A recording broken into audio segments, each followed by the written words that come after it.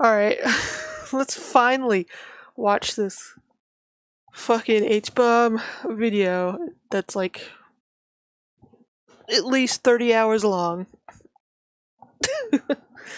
Finally watching it. I'm only 2 weeks late. It's pretty good for me, honestly. Yeah, we're gonna finally watch this fucking video. It's called ROBLOX OOF.mp3.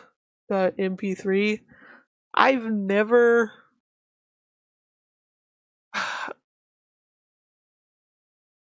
really gotten into the whole Roblox thing. I have no idea what this fucking video is gonna be about.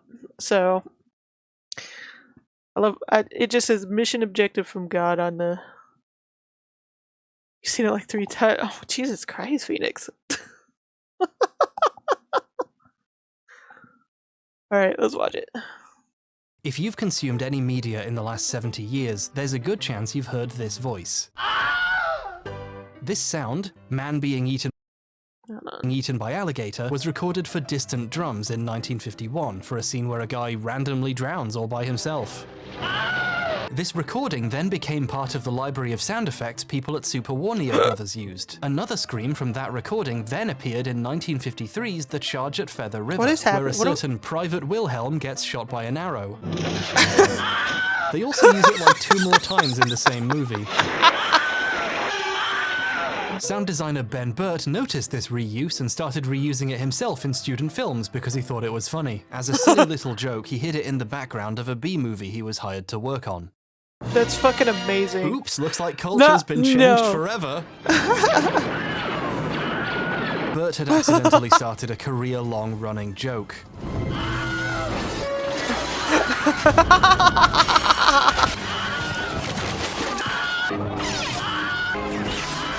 In his big cameo in Jedi, he does an impression of the scream when he gets killed by an OSHA-violating guardrail. Then other people started using it too, and now it's everywhere. That's fucking amazing.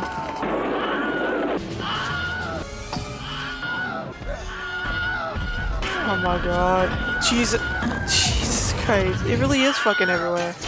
Like, I know that sounds like very memey. Getting in on someone else's in-joke, but I never really got how but I wouldn't know anything many about that. things it's in. And there's a bunch of other iconic screams like this.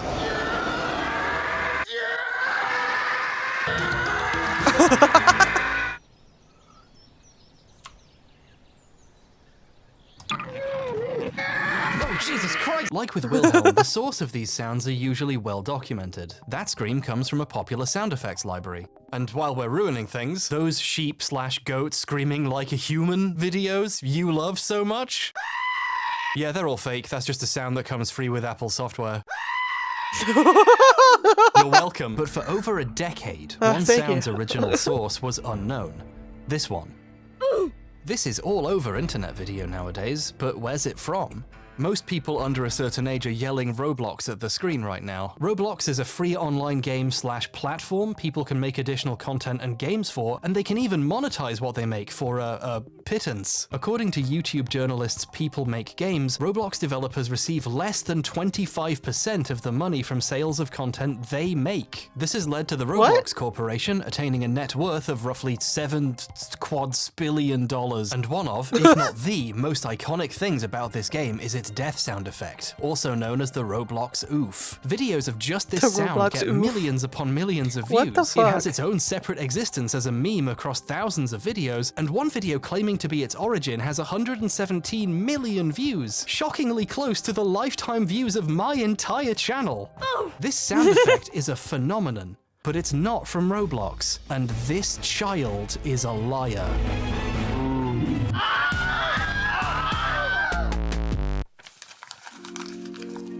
Now, I haven't played Roblox. I play mature games for grown-ups, like Fortnite. Oh, fuck Fortnite! When I was the age I will never escape Fortnite controlled my life, it was instead being controlled by stop-motion animation, and then later by Garry's Mod, a game which did not monetize its content in increasingly horrifying ways, transforming its community into a digital sweatshop, but I'm sure the new way is fine too. So no, I haven't played Roblox, but I have played Messiah. What?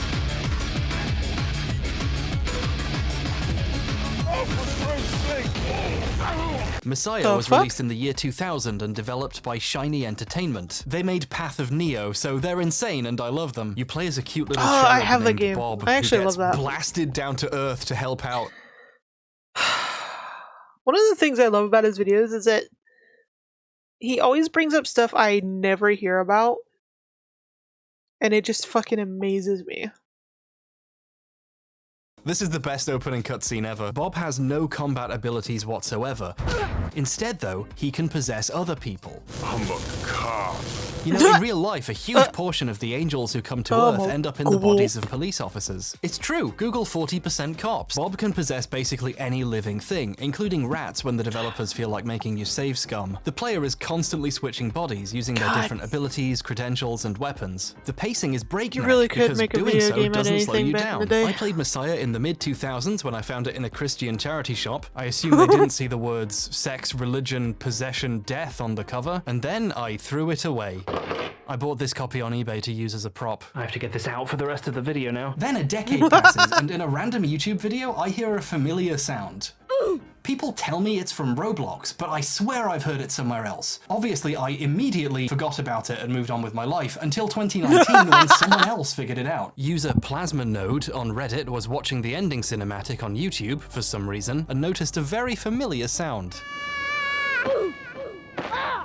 He posted his discovery on Reddit along with a clip from the ending. Someone stole and reposted his clip on Twitter. A large Roblox YouTuber made a video about that tweet, and then journalists started picking up on it. Although the articles do credit the wrong person with the discovery because their one source is a video that got it wrong. Why did the sound get so popular anyway? Well, if TV has taught me anything, children being injured is just universally funny. Let's not think about what that says about us. Here's an interesting fact, which I hope justifies me playing the entire game in preparation for this video. Everyone involved seems to think the sound effect is specifically in the ending, but it's actually all over the game. You can fly around and flap your little wings to float, and whenever you slam into a wall, Bob makes a noise, and that's one of the noises. It's also in the opening cutscene too. It's kind of funny it was discovered in the ending, the last possible place you would hear it if you played the game. Interestingly enough, there was proof in Roblox the sound was from Messiah all along, and no one thought to check. You see, sound files have this thing in them called metadata. It's extra information that comes with a file, you know, album art, lists of the artists and people who worked on it, and so on. You know those pirated Weird Al Yankovic albums your friend gave you when you were 14? That's why the album art was in there. It was in the metadata. I think that anecdote might be a bit too specific. The OOF sound in Roblox's game file, .wav, has metadata in it saying it was made in 1999 while Messiah was being made, with the engineer listed as Joey Kouros. Joey Kouros is an extremely prolific video game sound designer. He's worked on Tony Hawk's Pro Skater, Spider-Man, Gears of War, and even Fortnite. That clip I showed earlier, that wasn't just me showing off my sick skills, that was a clever setup for this bit. No, it wasn't actually. I wrote a Fortnite joke and then it turned out he'd worked on Fortnite, but still. And here's Joey on page XXXVI of Messiah's manual as one of the sound effects guys. See, look, see? I don't have a camera person this time, so I'll have to cut to a close-up that I shot later. Rachel stopped responding when she found out what the video was about. So there we go. We know where the sound effect was from. We even have a good idea Rachel who said, "Peace, I'm out." Mystery solved. We can all go home to our families. Just kidding, there's more. That's only the beginning of the story, you worm. Yeah, we still got like 84 years left on this video.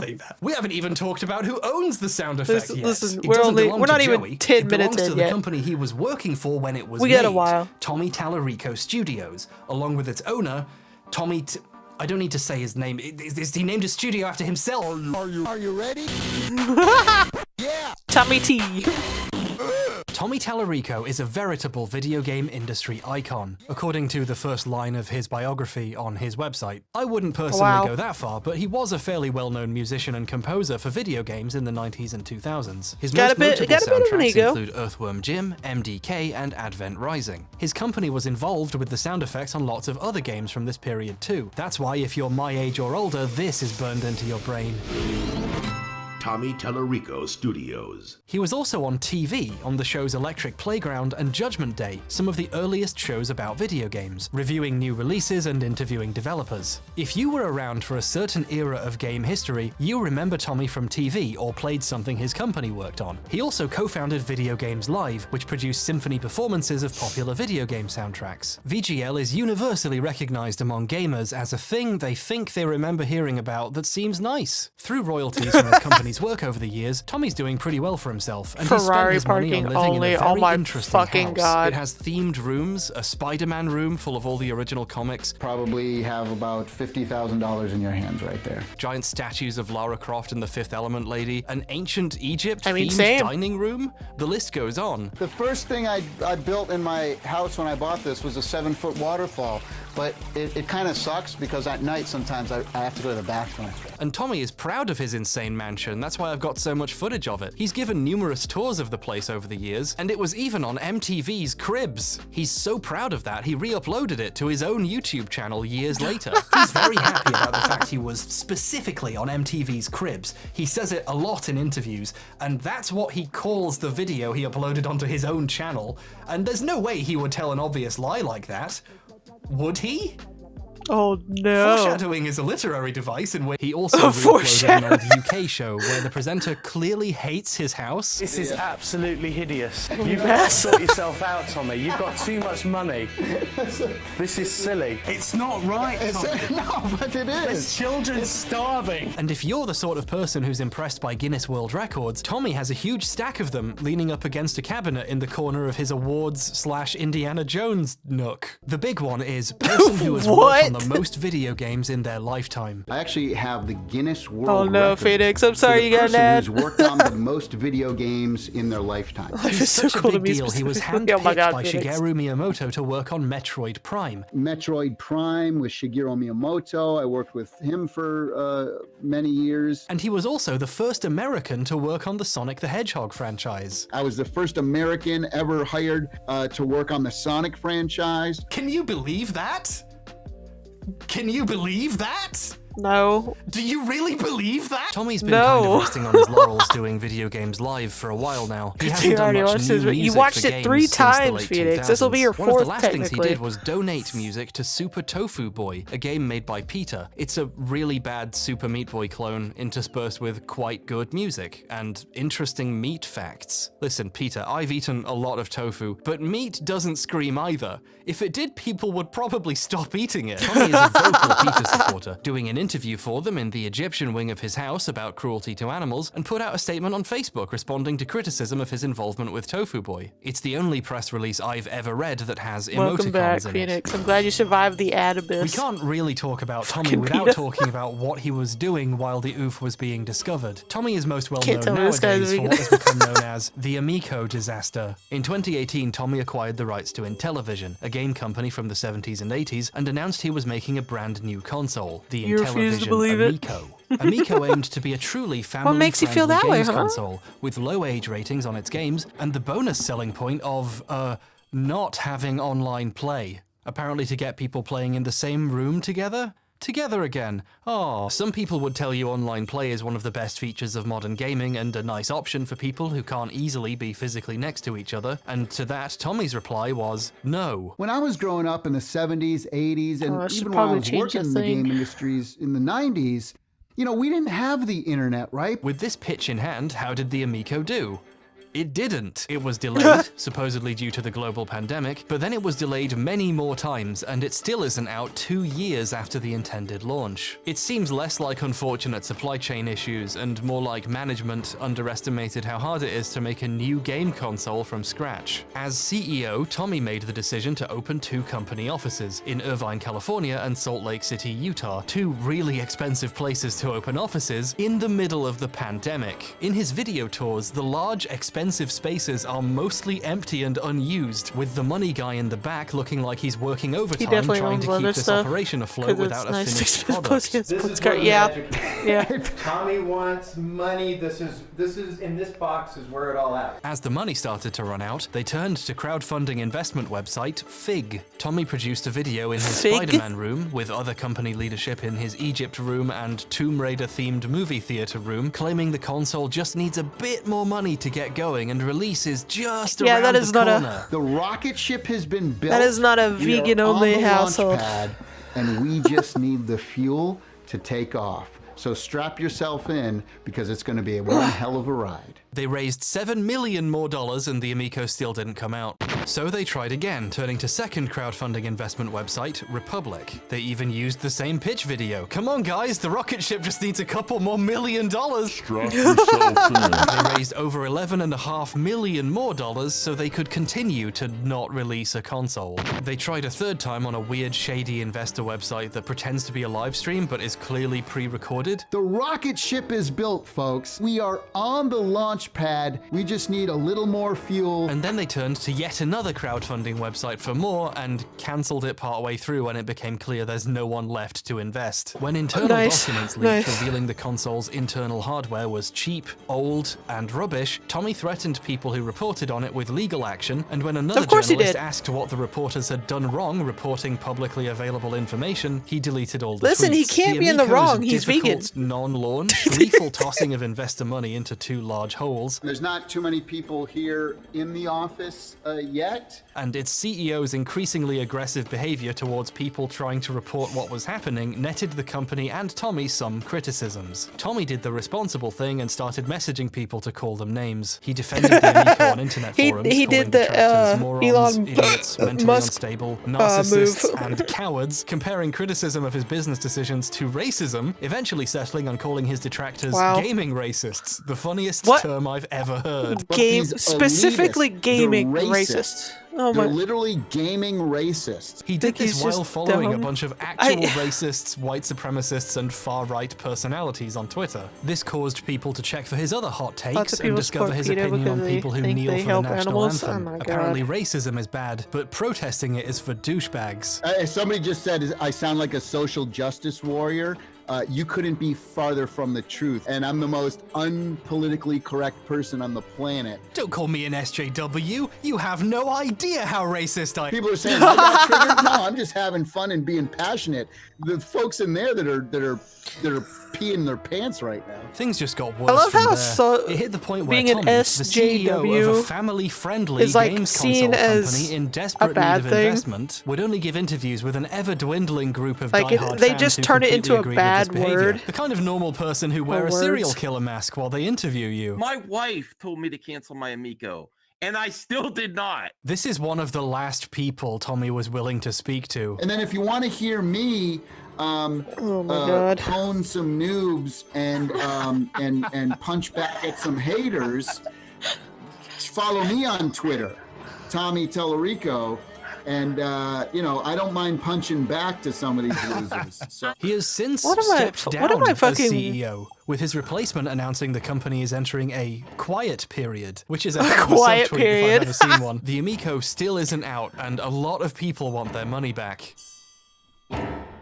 PETA is super infamous, so I don't know how you could double down. Right before the first big now, delay, like even before 10 things years got ago. super bad, back when Tommy had a reputation to burn, PETA the being OOF discovery was made. Shit Due to is his like contract old with Shiny news, Entertainment, like, Tommy Tellerico Studios owns all the sound effects he and his employees so made for old the I game. barely Shiny remember. could use them in Messiah, but they belong to Tommy, and he can use them again or sell them if he wishes. And although when to be Tommy fair, found my out the memory sound is effect shit. he owned was being used in Roblox, oh boy, did the butter begin to churn. Tommy stepped up to the plate and did a stream on YouTube called Talking About the Roblox OOF Sound and Controversy. It's hard going back to this stream because he spends a good chunk of it pitching a soon-to-be-released game console that still doesn't exist. We're actually coming out with a brand new video game machine. It's called the Intellivision Amico. We actually don't allow online play. It's weirdly anxiety-inducing watching a man in January 2020, right before a global pandemic, pitching a console whose central feature is trapping people in a room together. Everybody can kind of come together and play in the same room All together. ARAs are bad, to be honest. Peter is just the most famous. But Yeah. when he wasn't pitching his scam adjacent business venture, Tommy was demanding Roblox give That's why him it just $100 makes it weirder if you million. don't know. Because Peter is like the famous one. Okay, for legal reasons, I'd like to specify that was a joke. He didn't ask for that much. Probably. He didn't say how much he wanted. Almost like he was embarrassed to. Tommy made it clear he didn't want Roblox to remove the sound. He wanted them to keep using it, but to pay him for it. And if they didn't, things were going to court. They may think that, you know, I'm trying to get the sound taken out of the game. I'm not. They may think that I'm currently suing Roblox.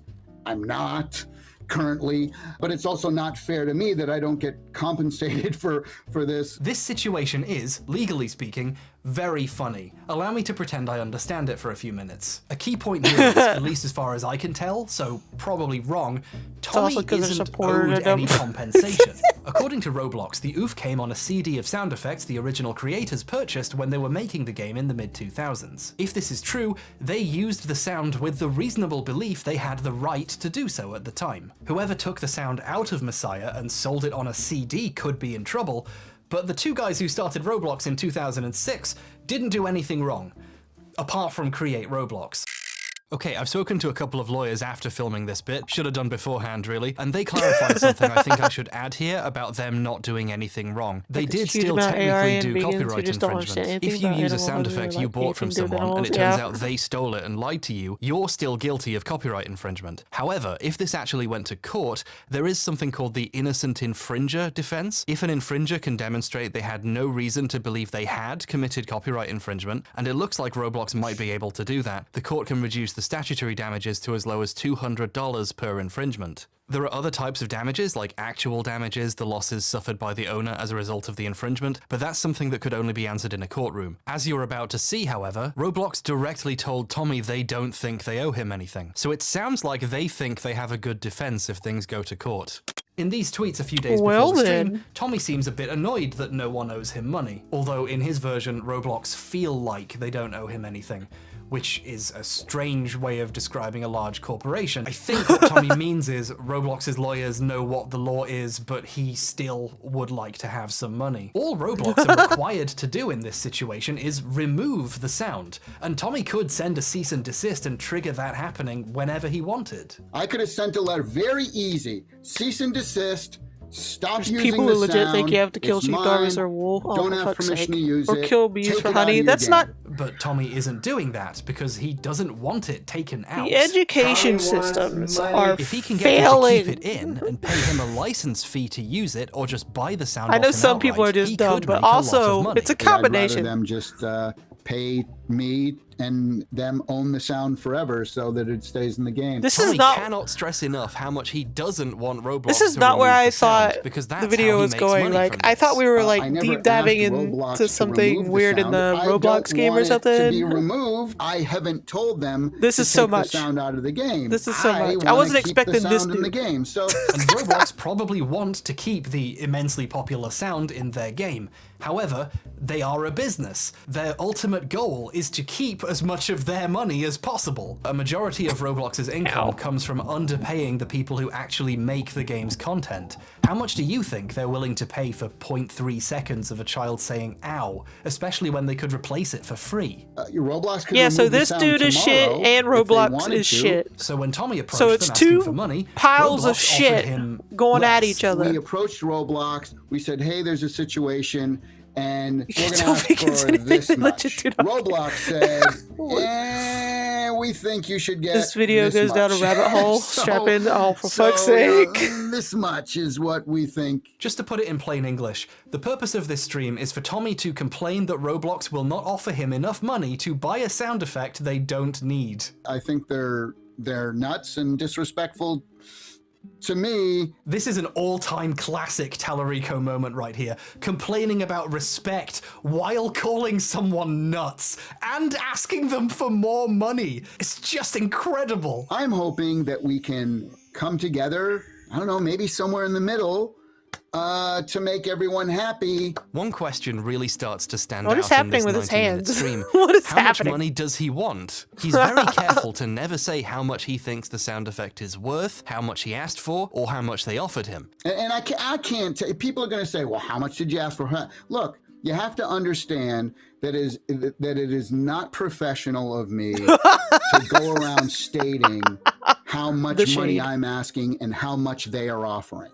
Just to be clear, unless there's some kind of non-disclosure agreement, which he probably would have said if there was, there isn't anything actually stopping Tommy from saying how much he wants for the sound effect. The Amico saga has proven irrefutably that Tommy does not care in the slightest about appearing professional. That excuse doesn't work. He's choosing not to say it, and getting increasingly defensive as viewers keep asking, and he runs out of explanations. To be honest, none of your damn business. No, no. How much did you say for them to pay for the oof sound? Okay, well, I've already gone over that I can't talk about that. To an outside observer, and the chat whose questions he was dodging, it started to feel like Tommy just wanted a embarrassingly large amount of money for a single sound effect, and knew that it would make him look really greedy if he said it. People are never going to know, what it is, and there doesn't need to be that knowledge. He's in the fascinatingly awkward position of he not being really able awkwardly to say trying how to much dodge he that wants, question. even though that's what the stream is about. It would be unprofessional to talk about that, but I think I did describe that it's a lot more than what they were offering, which was barely anything at all. I think it's worth asking how much barely anything is to a millionaire with a dedicated Spider-Man room and an indoor waterfall in his mansion. Everyone should have a 7-foot waterfall, I think, installed in your room. But the thing that's kind of bad about it is that at night, I always have to go to the bathroom. Wait a minute, didn't he already make that joke? Later in the stream, he started taking questions, and someone asked him to give the ratio how different the counteroffer was. Tommy, percentage-wise, how far is Roblox offer compared to what you ask for? At least 100 times less. So that, if they offered me $1, I'm asking for $100. So, if they offered me $1,000, that means I'm asking for $100,000, right? So that's how far it is off. I find it very curious that he will say how much he asked for, but only in the form of a riddle. Even more curiously, he uses very small amounts of money as examples. Yeah, suspicious. He chooses not to say, for example, if they offered me 50 grand, that means I asked for $5 million. Or if they offered me 100 grand. Okay, I can see why he didn't. And I hope they come to their senses. And I know they're probably watching. I don't know, maybe they're not. It's Saturday morning. So that was the situation in January 2020. Roblox were offering to buy the sound. Tommy wanted 100 times more money than they were offering. And if things didn't go his way, he was threatening to take things to court. I have attorneys that I have teams of attorneys. I easily have about 20 different lawyers. It's just a difference of opinion on whether or what not is his hands? His hands are everywhere. Of people to their game. Want to know how much he asked for? Not, yeah, I want to laugh. That last thing is, I think, why Tommy thinks he can ask for whatever massive amount of money he won't say. In his mind, this one sound effect single-handedly launched the Roblox franchise. But the idea is that it's the underpaid, overworked Roblox developers. The franchise, right? Some may say even that the reason Roblox is as popular as it is now may be because of the fact that so many people shared this oof sound. So some may say, Tommy, you don't need to launder your arguments like that. You are the one saying that right now. This is something that helped to create the franchise itself. It's made the game Roblox supersonic. No. It's part of the reason. How many millions it couldn't be the fact that Roblox is free. Found out about the game Roblox because of a meme because of the sound, right? We think we're asking for something extremely fair considering what it has done for the franchise. I don't believe These claims are hilarious, exaggerated, but most of all, wrong. Take the sound effects from Minecraft that are really popular and people use a lot in videos too.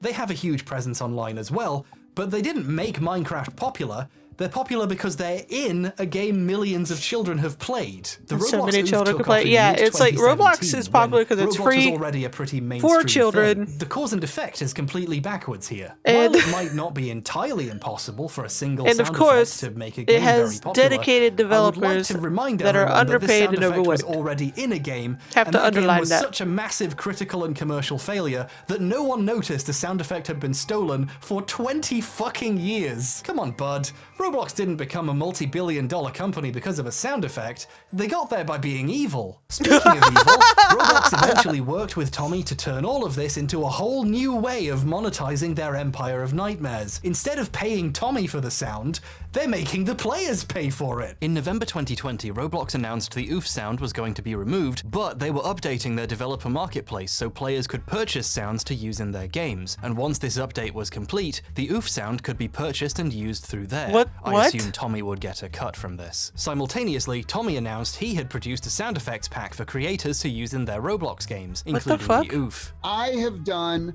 a brand new sound design library just for Roblox. Creators could buy a range of sound effects packs costing from $10 to $250 and use these in the games they make. Roblox and Tommy agreed to keep the sound in the game as is for a while, so the sound marketplace had time to get up and running and no one had to go OOFless in the meantime. But this functionality still hasn't been added a year and a half later. Eventually, in July this year, Roblox, citing a licensing issue, removed the sound and replaced it with this one.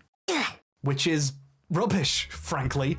But it might be bad on purpose to incentivize paying to replace it once they get the marketplace up. So, clever move, I guess.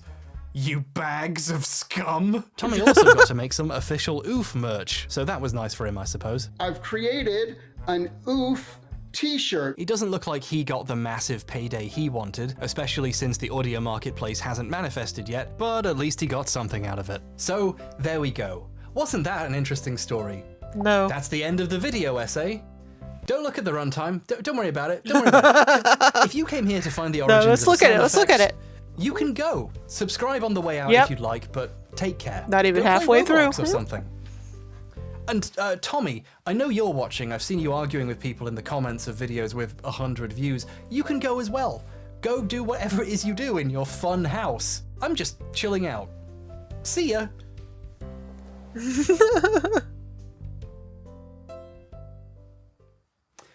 Okay, I think they're gone.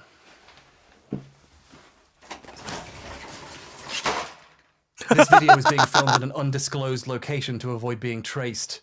Also, Mum went on holiday and she locked the garage so I can't get to my set. And no, I have no idea why the back wall of this room is also green. The last guy who lived here had terrible taste. Anyway, wow. I think he's gone. Okay. We need to talk about Tommy. This is where the video was supposed to finish. So I was writing up the script and doing a bit more research, and then I re-watched Tommy's E3 2021 pitch for the Amico, and I realized something. He takes credit for creating the OOF in a very particular way. I'm even the guy who did the OOF sound for Roblox. He made the sound for Roblox? I thought I misheard him, or maybe he misspoke, but no, that's how he says it. The thing that you might know me the most from is the guy who created the beloved OOF sound for Roblox. That's right. The sound wasn't made for Roblox, it was made for another game and reused by mistake. That's what this whole thing was about, Tommy. He said that in the commercial for his sound design kits he's selling to put it back in the game. Why is he saying it like that? Well, obviously the idea he made it for Roblox, this massive important corporation, is slightly more prestigious than the truth, isn't it? So he's slightly altering the story to give himself a bit more credit. And that's fine, like whatever, who cares? But then I thought, you know, he's trying to get this money so he can decorate it. Guy's name on it, he seems pretty he happy needs like to say another Spider-Man room or another fucking Roblox. waterfall. From an outsider's perspective, it looks a bit like Tommy is taking credit for something someone who worked for him did decades later. And yeah, sure, my script was almost done, but I couldn't let that possibility sit unexplored. So I tried to figure out who actually made the sound, and what I discovered was interesting. And then a bunch more other shit happened, and now the video is this long. I'm so sorry. Yes, Joey's name is on the file, but that doesn't necessarily mean he created it. If he did the final exporting of the sounds Tallarico Studios made for Messiah, his audio program would put his name on them regardless of who recorded, edited, or mastered them. Instead, let's look at how Tommy talks about who made it. Let's rewind the clock a little. Back in 2019, Tommy quote tweeted that one video that was a repost of the thing Plasmonode put on Reddit. He indicates that his company created and owns the sounds used for Messiah, and that the sound effects was created by my lead sound designer Joey Kouros. Notice that he specifically doesn't say that he made it. He says his company created and owns it, and then specifically credits Joey, implying little to no direct personal involvement. I believe this version of Tommy's story is true. However, soon after writing this, to put it bluntly, it looks like Tommy realized how popular the sound was. He's said in many places, including the livestream, that he didn't really know that much about Roblox until he found out one of his sounds was in it. So on a timeline, it looks like he wrote that tweet and then started looking at the sound's presence online. In his next tweet, he says he's surprised to discover the sound has tens of millions of views online, and then all of a sudden it's a sound we created. And then he adds this in parenthesis, like he's trying to sneak it into the story at the last minute, and I myself recorded. This is a bit of a change, isn't it? It's also just a weird way of talking about something you created. Like, if you found out something you had made, you, was in a huge game, you would go, hey, I made that. You wouldn't go, as you can see, my company created and owns that. It was made by someone who worked for me decades ago. Oh wait, the sound's really popular. I mean, we made it, and I myself recorded it. And to his credit, I think Tommy noticed how this sounds too, because 30 minutes later, he tried again. He started a second thread where this time it's a sound he created, Joey edited, and he owns. Note that he specifically used the word created again. So he got his story straight in the end, at least. Good for him. But that does mean this first tweet is a bit embarrassing, isn't it? Now, you tell me, what one thing would make Tommy look more like he was trying to rewrite the history after the fact here? Deleting the tweet, right? From my perspective, that would be a very stupid thing to do. But I must be missing something because he did delete it. It's gone. I am not accusing famous industry veteran Tommy Tallarico of lying about who made a sound here. I don't know for sure who did what on this sound. But Tommy should. And if he's telling the truth, why did the truth change when he was surprised by how popular the sound was? In a very short span of time, Tommy's version of history went from Joey created it, to we created it, to I created it, and then later an attempt to delete the fact he said Joey created it. I know how it sounds. It would be weird to assume someone just wants to brag about making this one sound effect this badly. But he does brag about it. He put it in his Twitter handle, it's part of his pitch for the Amico. It seems very important to Tommy that he doesn't just own the sound, that he personally created it. To most people younger than me, that sound effect could be the most well-known thing on his resume, which is a bit depressing, really. And when he tries to describe the process of creating the sound, things get even weirder. In the OOF livestream, Tommy's happy to say he made the sound, but then he tries to go into detail about how it was made. I thought what first I would do is talk about how the OOF sound was created. When he talks about the work that went into making the sound, he doesn't say he did anything. He says we. Then what we did is we went through, all the different lines. We did a whole bunch of other stuff to it as well. So after we pitch shifted it down, and then sometimes he accidentally says I and then corrects himself. I wanted to let folks know how I created the sound, how we created the sound, myself and my sound designer, Joey Kouros. It just keeps going like this. We start to tweak the sound, each individual sound. So again, in OOF, we might have spent, a half hour trying to figure out exactly which way we should have pitched it down. Oh my God, I'm already tired of listening to this dude talk about this shit. Oh my God. This is a strange way to describe something you did. Far from being a sound he created and Joey merely edited, whenever he has to describe any specifics, all of a sudden it was done by committee. Tommy isn't lying about who did what here, quite the opposite really. He's specifically avoiding lying by being as vague as possible about something it would be easy to talk about if he actually made the sound himself. So I took this little girl's, we took the clip, right? And then what we did is we edited it, and we kept the length of the sound. He struggles to come up with anything he actually did. Like his knowledge helped? And we'll say, I want to say this right. I mean, it took a lot of my knowledge of audio to create this sound and make it sound unique. Now that people know about me, they know about how I created the ROBLOX sound. After seeing a guy specifically avoid saying I and say we dozens of times and then finish the story by saying, so that's how I made the sound, it just comes off really disingenuous. One quick indicator of what he could mean by we is, at one point he uses it to describe the act of exporting the sound out of the program. You know, compressing it and making it all, EQing it and doing all these crazy things to it before we ended up saving it out. So when he says we here, he just means Joey. It only takes one person to hit save on a file, and that's the one Joey's thing we like know 99.9% of it. Like with the money situation, it's hard not to read into why Tommy is talking strangely. It starts to sound like Joey did most of the work, but then that would mean someone else deserves the credit for creating the sound. So all of a sudden, this 0.3 second sound effect becomes a team effort. That's Tommy's version of how the sound was made. He says we, but sometimes when he says we, he just means Joey. So what's Joey's version? Joey's been pretty quiet about all this, and good for him. His career's still going strong, unlike some people's, and I'm sure he has better things to do than litigate who made an ancient sound effect. Unlike me, who apparently has plenty of time for that shit. However, Chorus does have a website where he maintains credits for every game he's worked on since 1993, and he's still updating it today. Yeah, Next to Joey's Messiah, not having any Joey of this puts shit.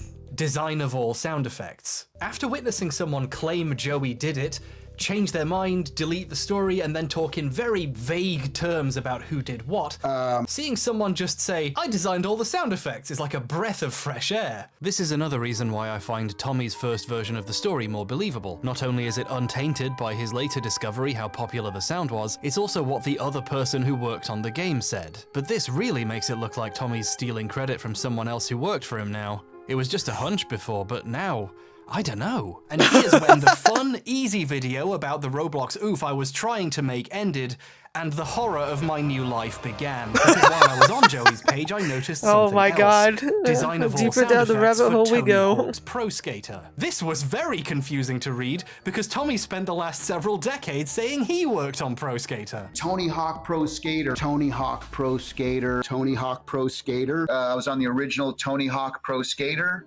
team. I was on the original Tony Hawk Pro Skater team. I'm not saying Tommy didn't work on it, it's just some places seem to disagree with him. Places like the credits of Tony Hawk's Pro Skater. According to them, someone else did the in-game sound effects. I'll give you 3 guesses. It was Joey. No. It was Joey. Oh Although the company my he was God. at is credited as well. It's like they're saying sound effects done by this guy from this company. But Tommy's acting like he personally did it again. I'm starting to feel a bit bad for Joey. Just to kind of add to the mystery, he talks about how small the Joey. development team was at the time, to kind of add to the exclusivity of it, I guess. You know, being a part of the original Tony Hawk Pro Skater team, you know, there's only about maybe 10 or 12 of us. This means very few people exist who could possibly contradict him. How convenient. It does make it even weirder, though, for such a small team to leave his name out of the credits. I guess Tommy could say his name is in there, but only because his company is named Tommy Tallarico Studios. So, who is responsible for the sounds in Pro Skater? The guy credited for it, or his boss who says he did it now? In an older interview / house tour, Tommy got a bit more specific. He said he'd buy skateboards, we'd buy skateboards. We buy skateboards. And then Tommy would help this mysterious other person record That the royal sounds. we. He says one of the pain sound effects, ironically also a kind of oof, is his actual voice. The actual sound in Tony Hawk that you hear when the guy falls off the skateboard and cracks his head open, that's me falling off, cracking my head. So, Tommy might have helped with some of the sounds, or at least at some point Joey recorded him falling off a skateboard. Strangely though, while he says he was on the Pro Skater team nowadays, at the time things were very different. You see, as I mentioned earlier, Tommy was on a TV show about games while Pro Skater was being made. A thing about journalism is, it's usually frowned upon to cover or review a product you helped create without disclosing you worked on it. And, to his credit, Tommy's very good at this. When he and co-host Victor cover games he was involved with, they make sure to say it. Take Advent Rising, a game he composed a ton of music for. Advent Rising. I'm not gonna comment on any of the music in the game because I am completely biased. This is, and I mean this unironically, ethical gaming journalism. Also, you might have noticed, but Tommy kind of likes to brag about games he's worked on. One time they reviewed an Aladdin game, and they brought up that Tommy worked on a different Aladdin game's music 8 years before. It was a great throwback to the 16-bit platformer days, and I know you worked on the original Aladdin game, so you must have felt like you were coming Deja vu! Yeah. Tommy not only understands disclosure, he loves doing it. If Tommy worked on a game, or a game similar to the one being reviewed, you hear about it on this show. So, what does it mean when Tommy doesn't say he worked on a game? While Tony Hawk's Pro Skater was being made, it was featured on the show. Tommy interviewed one of the developers. Later, when it came out, Tommy and Victor reviewed it, and both gave it a 9.5 out of 10. If Tommy worked on this game's sound effects, he would have said so, wouldn't he? Well, he doesn't. At no point whatsoever in the coverage does Tommy disclose he worked on the game. Tommy behaves like a TV guy interviewing a game developer, which would be a bit weird if he was also on that development team, right? I can only think of a few reasons why Tommy wouldn't mention he worked on the game when he goes out of his way to do so normally. One is he randomly decided not to take credit for something, which seems out of character and pretty dishonest considering how hard he promoted the game, and he seems to know better than that. The alternative is, while he had helped Joey out a little, Tommy, at the time, didn't consider whatever input he gave big enough to justify telling people he was involved. Which is fascinating to me. There is potentially a past version of Tommy who, if he honestly thought about it, would choose not to say he worked on Pro Skater. Which is cool of him. However, then Pro Skater went on to be a really famous franchise, and it became very cool to say you worked on it. I was on the original Tony Hawk Pro Skater team. And I'm so tired of his voice already. Tommy's story has grown a bit from helping with some of the sounds to doing all of them. I was on the original Tony Hawk Pro Skater team. Poor Joey just getting pushed to the side again. Sounds, audio director on that. Wait, now he's saying he was the audio director? He's not even in the credit! Let's quickly look at who did what on games Tallarico Studios worked on. On the vast majority, Tommy is often credited for music, but he doesn't do sound effects much. Sound effects, or sound design as it was later called, is usually done by Joey. A game Tallarico Studios worked on almost always has music by Tommy, sound effects by Joey in the credits. Basically, when Tommy and Joey work on games together, it's pretty clear who did what. In fact, in the early 2000s, Tallarico Studios put out a sound effects library you could buy and use in your own projects, with over 19,500 sound effects in it. Tommy's the executive producer, so I'm sure he was involved in some capacity, but 3 other recorders and editors are credited, along with the sound audio designer. companies and stuff do that kind of stuff. Could be. It's Joey. It's always Joey. Joey credits himself as the lead sound designer at Tallarico Studios for 13 years. The thing he did was sound effects. He's doing all the work and none of the credits. Show, Joey is credited for additional sound effects. So maybe Tommy didn't say he did the sound effects on Pro Skater because he knew Joey would see it. Given Tommy's tendency to take games his sound effects guy is credited for and say he did all the sounds, what does that sort of thing mean for his later claims about Messiah and making the OOF? Well, wouldn't it be funny if Tommy also reviewed Messiah on TV, and when he did, he again did not mention he worked on the game? Wouldn't that be very, very funny? Yeah, it is funny. That is what happened. Even funnier, on that same episode, they also reviewed the Dreamcast version of Pro Skater, giving Tommy yet another opportunity to say he worked on it. Which he didn't. There's starting to be a precedent for Joey doing things, being the one credited for it, Tommy reviewing it and not mentioning he worked on it, and then years later deciding he did. Coming back to how he talks on the stream, we could mean we both worked on this sound, but to be cynical, it can also mean Joey did it while working for me. Messiah is one of the 2 or so games I could find that Tallarico Studios made where they are both credited for the sound effects at once, so potentially Tommy might have been more involved with the sound effects on this than normal. So our candidates are a guy who mostly did music and not sound effects, reviewed the game on television and chose not to say he worked on it, and when he later decided he did and he made this sound, carefully avoided taking credit for anything specific, or the guy credited for sound effects on almost every other game, who says he did it, who Tommy said did it before he changed his mind the first time, and whose name is on the file. In conclusion, who knows? Could have been either of them. Maybe it was both. Art is really a collaborative process. Okay, that was written as a joke about how heavily the deck is stacked here, but let's be serious, I haven't found any definitive proof here. I think it's interesting just how much Joey is credited for sound effects everywhere else, and I think it's weird that Tommy didn't really have any specifics to say about what he did on the sound, and I think if he did work on the game that closely, he should have said so when he reviewed the game on television, but none of that is specific proof of who recorded or mastered a specific sound effect. However, given all of this additional context and information, I can say at least for myself that I have some trouble believing Tommy when he says he made the sound. But when you decide something a well-known industry figure like him has said is suspect, you start to ask, well, what else has he said? This guy's been around for decades and he's said a lot of things. Yeah, it can't just end at one. Other claims. I did it mostly to prove to myself I was just being silly so I could believe him when he said that he made the sound. I wanted to be able to put this to bed and move on with my life. I just couldn't accept that the first American to ever work on Sonic would lie like that. Hey, wait a second. Oh my god, here we go. Yes, Tommy has repeatedly said he's the first American to ever work on Sonic. In fact, I was the very first American to ever be hired by the Sonic team back in the day. Are you serious? Very first American to be hired. One of the first Americans to ever be hired by Sega of Japan for the Sonic team. I was the first American to ever be hired to work on the Sonic the Hedgehog series. But if you don't take Tommy's word for it and do your own research, by which I mean basically Google Sonic for 2 seconds, you start to see red flags. Sonic was being developed in America as early as 1992, when Sonic 2 was being made in California.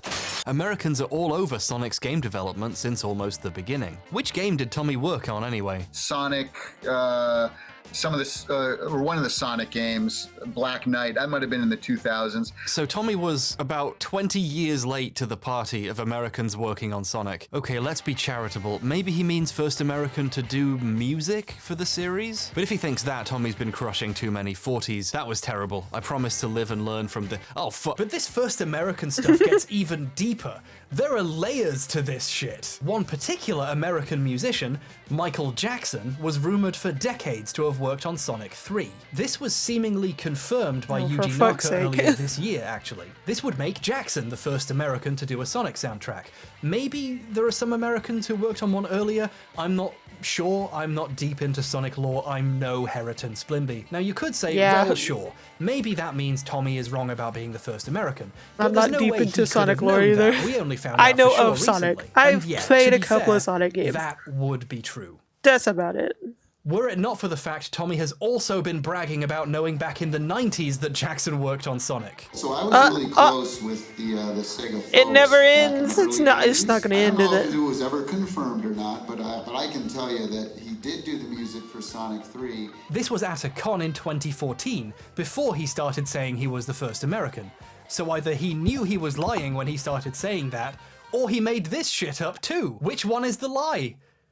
At this point, why not both? I don't trust the story about knowing about Jackson either, frankly. I think he just made up a story to seem involved with another important piece of history. That seems to be his MO at this point. This is just one example of what we could charitably call exaggeration, but realistically we call lies. The more I tried to check things Tommy said to prove to myself that any of it was true, the more it all came apart. Okay, so what about the Metroid Prime thing? He said in a bunch of places, including the OOF stream, that he worked on Metroid Prime. Metroid Prime with Shigeru Miyamoto, worked on that for a couple of years. And I worked with him on Metroid Prime, the first one.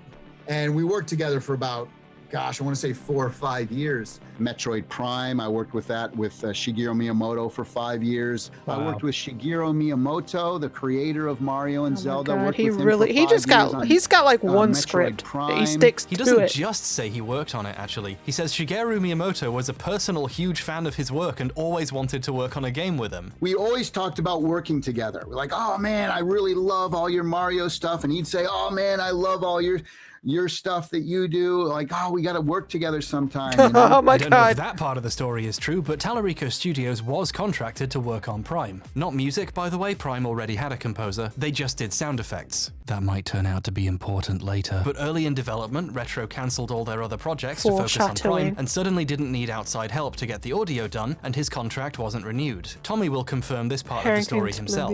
My contract was coming to an end was around the same time that Retro's projects were all getting canceled except for Metroid, and they had an internal audio department. So he did work on it. Briefly, but again with the exaggeration. For him to be dropped so easily implies Miyamoto wasn't as invested in working with Tommy as he says. Tommy doesn't just say he worked on Prime's sound effects for a bit and Miyamoto was a huge fan though. His story gets way more exotic. He tells people Miyamoto didn't give him any direction or visuals or animations to make sound effects to. He told him to just make what he thought was cool, and the development team designed the weapons and animations around his sounds. Give us a bunch of epic weapon sounds, and then what we're gonna do is I'm gonna give those to my artists, and then they are gonna be inspired by the sounds that you make, and we're gonna inspire the art and the thing. Wow, so cool. This is an unprecedented amount of control for an external audio contractor to have over a project. Plus, it just doesn't mix very well with the fact he left really early in development. Did Miyamoto change his mind? Why didn't he make Retro keep him on board if he had such an important job? It also doesn't mix with other stories from Retro Studios' actual audio department. He did an interview for Shinesparkers where he told this story about Miyamoto letting him design the weapon sounds first. However, Shinesparkers then went on to interview Clark Wen, Prime's audio lead, who came on board after the other games were cancelled and Tommy was gone. Wen is well respected in the game audio industry. This is He's just worked on a bunch of stuff, fucking including web Tony Hawk games. of lies. According to him, they did sound effects the normal way, basing their work off the art and animations. There's something amazing about reading an interview with Tommy where Miyamoto blessed the project with a radical new technique where the sound designer had massive creative control over the game, and then going to the interview with Wen where they say, "We interviewed Tommy and he said you did this," and he goes, "That sounds cool, but no." Wen says 1 or 2 weapon sound effects were done when he got there and he left them mostly untouched. So a few of the sounds in the game are done by Tallarico Studios, and they might have been done the way Tommy said, but his overall involvement with the game was very small. How small? Wow. He left so early in development, they forgot he had worked on it by the time the game was done, and forgot to put his name in the credits. A bunch of other audio contractors made it in though. They must have kept contracting people after he left and not got him back. Weird, I wonder why. After seeing Tommy repeatedly take credit for the work of people under him, it's kind of cathartic seeing a bunch of other people get credited and for him to be forgotten. However, he's not the only one. Someone's missing from Tommy's version of the story again. Can you guess? In a now deleted page on his website, accessible via the Internet Archive, Tommy wrote about leaving early in development, although he still claims he did a lot of the main sound design somehow. Funnily enough, he doesn't say I too much. He says we. I wonder who the other it's Joey! It's always Joey! He shared a recent email from Retro's new audio manager to prove he worked on it, and he compliments the work Tallarico Studios did, but he says it like this: "My hat is off to you, Tommy. And Joey? It's always Joey!" What makes the story even funnier is how, you know, Tommy was on a TV show that reviewed games when Prime came out. Tommy didn't mention he worked on it, which makes sense, he was barely involved. One fascinating thing that hasn't come up yet is Tommy just has terrible taste. JoJo's Bizarre Adventure? The characters are incredibly stupid. He complained about Prime's backtracking and scanning system, stuff people love about the game, and absolutely refused to let Victor get a word in edgewise. I had to scan every little There's thing. a great story in there as well. And that's a problem for me. But I enjoyed all of that. The worst problem about this game is that he gave it a 7.5, which according to Metacritic would be the absolute lowest score any remotely professional critic gave it at the time. Even less than the 8 the guy who wrote the text reviews for EP gave it. Tommy was not the biggest fan of this game, but now it's universally recognized as a masterpiece, he can't wait to tell you he was a huge part of it. It's kind of fascinating how these two supposed industry professionals professionals. It seems like if it becomes popular, all of a sudden he did like 90% of the work. He doesn't consider his work a large or enough part of the 100%. finished game to go on a resume. Meanwhile, Tommy talks like he worked hand in hand with Shigeru Miyamoto for 5 years on Metroid Prime. Oh, come on, H1, be reasonable. He doesn't say it like that. No, he says it like that. I worked hand in hand with Shigeru Miyamoto for 5 years on Metroid Prime. But he said on his own website he left early. He left so early they forgot to put him in the credits. He knows he's not telling the truth when he says this. Okay, look. Maybe I'm just a gaming racist, but is it okay at this point to call this an obvious lie? It must be very difficult to work hand in hand with someone on a game they famously did not work on very much. Retro Studios is based in Texas. Miyamoto was a distant producer who occasionally gave notes. Several former Retro employees have even suggested he gave Metroid to a new company in America that hadn't made any games yet because he didn't like Metroid that much. Some insinuating he didn't really get Metroid's type of gameplay. Miyamoto pawned off IPs like this repeatedly, actually. He visited Rare one day and made them turn a game they were making into a Star Fox game because he had no idea what else to do with Star Fox. And we all know how that turned out. It's actually pretty good. People are just mean. Prime is great, but it happened because Miyamoto outsourced an IP he didn't like to a bunch of Americans so he didn't have to think about it, which gives very different implications to Miyamoto asking Tommy to do the sound effects. So now almost every game he's bragged about working on has turned out to be a gross exaggeration. The only other games he talks about are Earthworm Jim and Aladdin. I guess there's one more, Guitar Hero. Guitar Hero franchise, did some work on some of the first 3. He's just dropping all these names. Like some of the games I've worked on. Like Disney's Aladdin, he's the reason they're successful. Any of his songs on the soundtrack? No. Did he do sound effects? It doesn't look like it. Is he credited on any of the games? On one of them, yeah. According to a Joystick interview, rest in peace, comrade, he helped them get an Aerosmith song on too because his cousin is Steven Tyler of Aerosmith. He's in the credits of Guitar Hero 2 in the Industry Thanks section. His involvement seems, I don't know, kinda small. It's mostly people who championed the first Guitar Hero when it came out. You know, game journalists and celebrities. And Will Wheaton. Interestingly, alongside Brad Shoemaker, Ryan Davis, and of course Jeff Gershman, also in these credits is Patrick Klepek, who 15 years later would go on to make him delete a legal threat by asking him a basic question. This is the total extent I can find of Tommy's involvement with the Guitar Hero games. But I must be missing something. The way he brings it up, you'd think he was massively involved. I worked on the Guitar Hero games, the first 3. The third one was Guitar Hero Aerosmith. Now you know why. I want to assume Tommy was joking there, but at this point I don't know. The more you look at Tommy's weird exaggerations, overstatements of credit, his use of we to mean Joey, the more you see it. It starts to take over your mind. You start to ask yourself if even the stuff he couldn't possibly be lying about you can't unsee it or unhear it. Are those Guinness World Records real? I assumed even if everything else was fake, they would be real. I forgot about those. There's no way anyone could get away with such an obvious lie. It would be too easy to check. But it turns out if something is easy to check, no one actually does.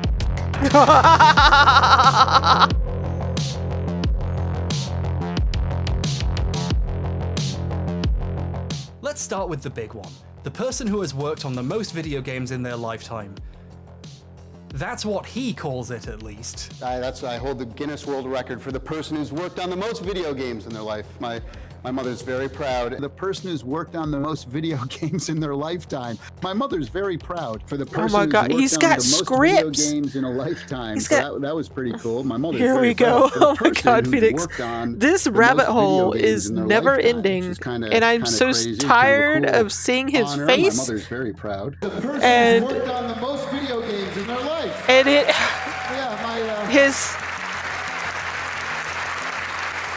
my mother is very proud. There's several He's got problems scripts after Let's scripts. start with how the number of games he's worked on keeps expanding, and not in the sexy way. By the time of his first Guinness World Record in 2008, he'd worked on the production of 272 games. Around this time, he stopped doing music for games and started focusing on video games live. Video games live takes up such a huge part of your time and your career, so have you ever considered going back to like full-time video game composing? No.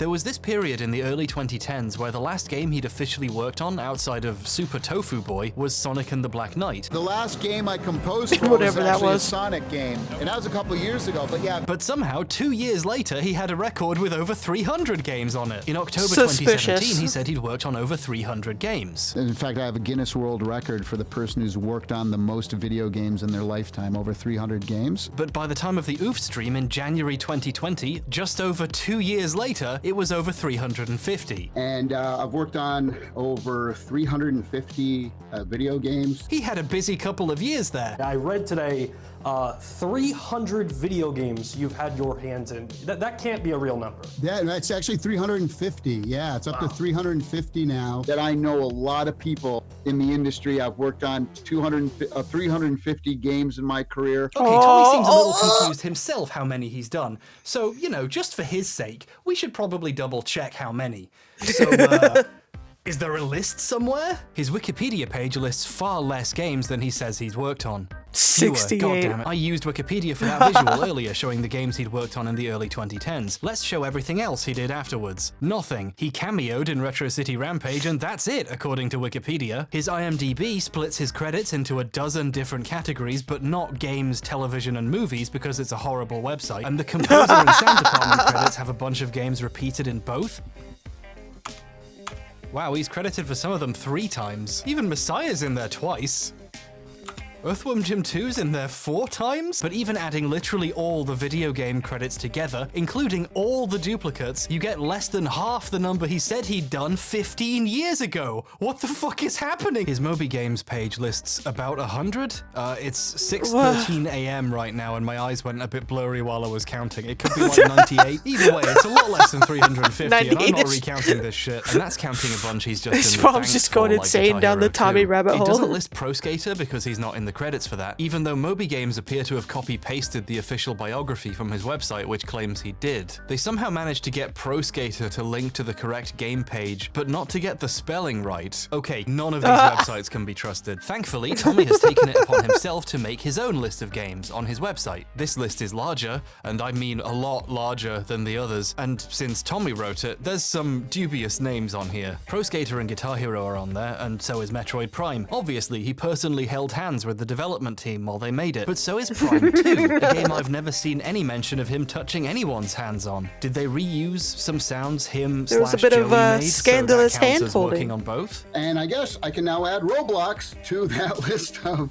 games. If Tommy thinks he can put Roblox on the list of games he has worked on, imagine what justifications other games are on this list for. One of Tommy's actually interesting contributions to game history is early PlayStation 1 models came with a demo disc to show what the console could do, and some of his music is in the menus and titles. The first sounds ever made by some early PlayStations would be music made by Tommy. This is kind of neat and cool, and it's also weird seeing PlayStation demo disc in a list of games composed for. In general, this list has quite a bit of what we call padding. Tallarico Studios did additional music for the first Blood Rain, so that's one game worked on, right? Well, it's on Tommy's list 5 times as each console version along with PC and Mac. I'm not sure why you'd want to give Blood Rain such a strong presence on your resume, but each to their own. He also did the music for Earthworm Jim 1 and 2. An Earthworm Jim game is on his list 18 times! Super Tofu Boy, a free Flash game Peter made he donated music to, is on here twice! You can run Flash games on the Mac too? Wow, that's an extra game worked on.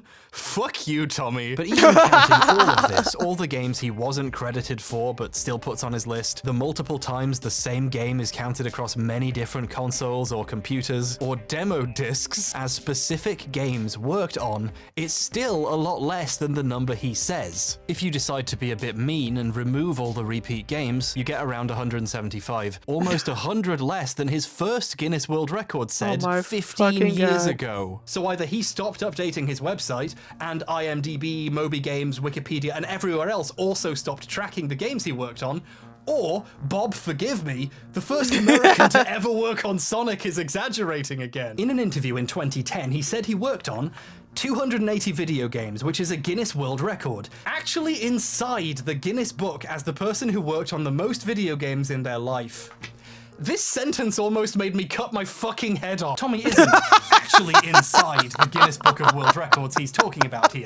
Trust me, Poor fucking checked. He is, however, inside that year's Guinness Book of World Records Gamers Edition. The Gamers Edition is full of more game-centric records. Notice that it's also much smaller and the print quality is much worse, and generally it's a lot less prestigious than being in the actual book. My producer, Kat, left a comment on that line in the script saying, it's a bit like saying you gave a TED talk when really you just gave a TEDx talk.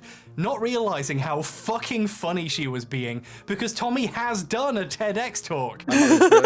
When his biography on his website calls it a TED talk. He is exactly that guy. She is so cool. I love her. Tommy is at least featured in the Gamers Edition. It's a 2-page interview about his career and Video Games Live. At the beginning of the interview, the author claims Tommy has worked on more game soundtracks than anyone else. They don't say how they verified this or provide the list of games.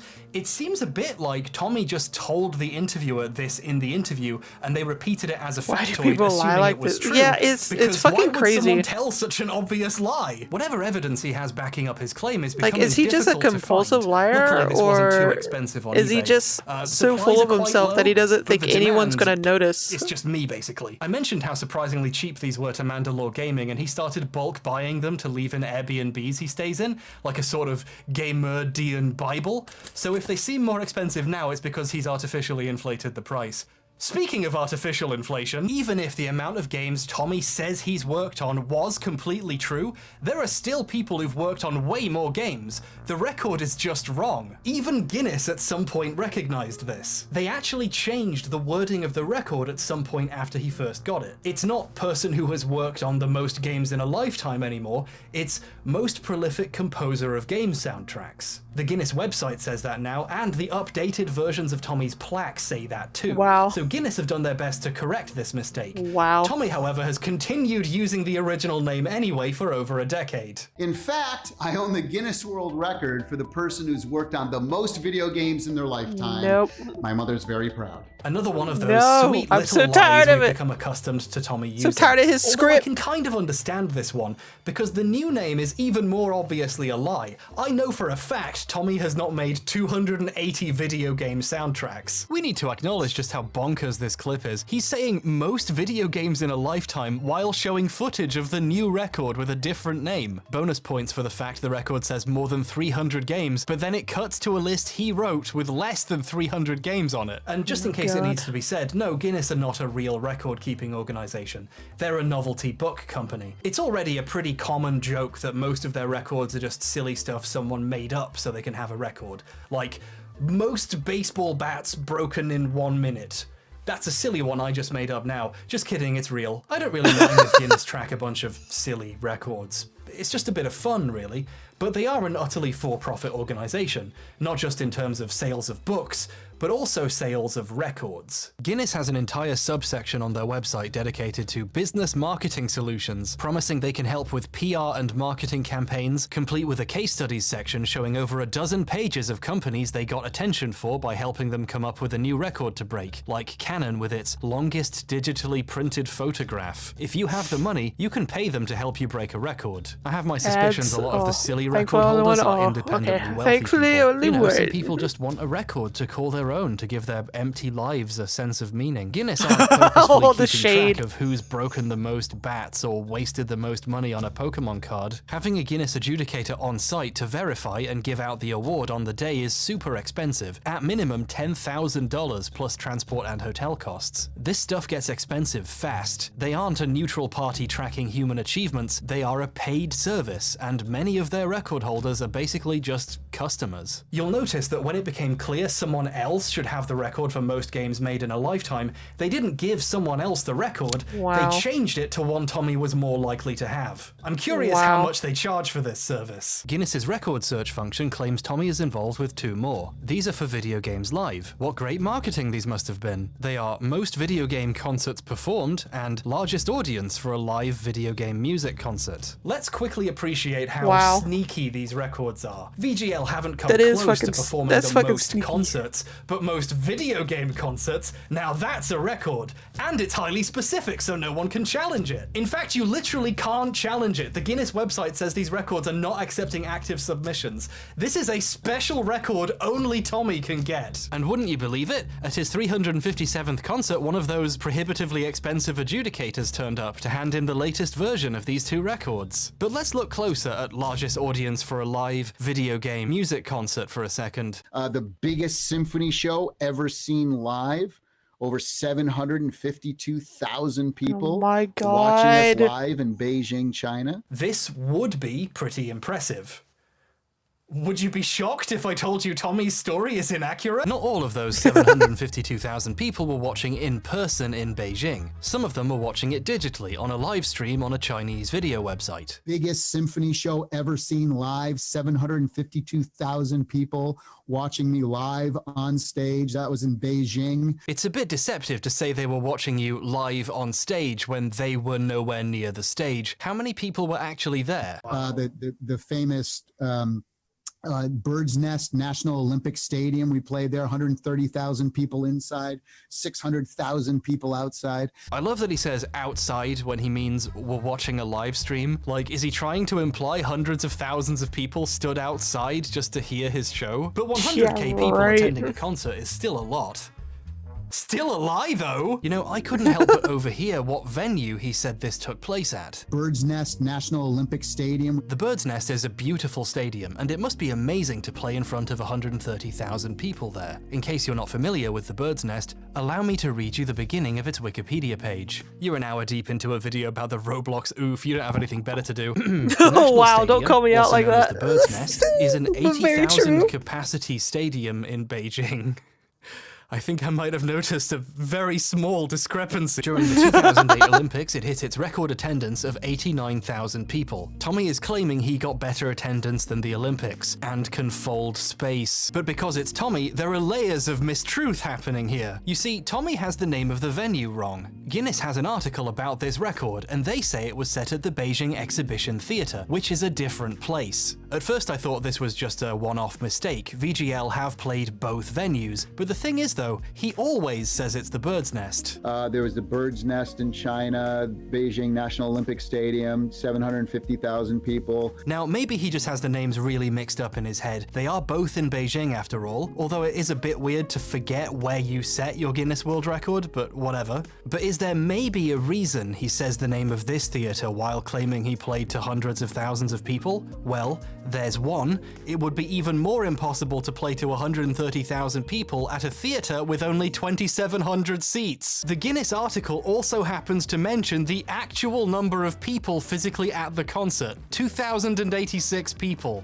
So even when Guinness has the numbers, he still makes shit up. Tommy, anyone can check this. What are you doing? I don't trust that many people were watching the live stream either. There's no easily obtainable record of the live viewership from the Chinese streaming platform this appeared on, so we, and apparently also Guinness, just have to take Tommy's word for it that almost exactly 750,000 people watched this live. And considering we just caught him lying about this exact thing, I have my doubts. Even though he has a record with a specific number written on it, the number keeps changing. In an interview in the 2017 Guinness Book of World Records, the Gamers Edition of course, he directly claims over 1 million people saw that show live. I cannot stress this enough. He is literally lying to Guinness about a record Guinness just gave him. I can't fucking believe it.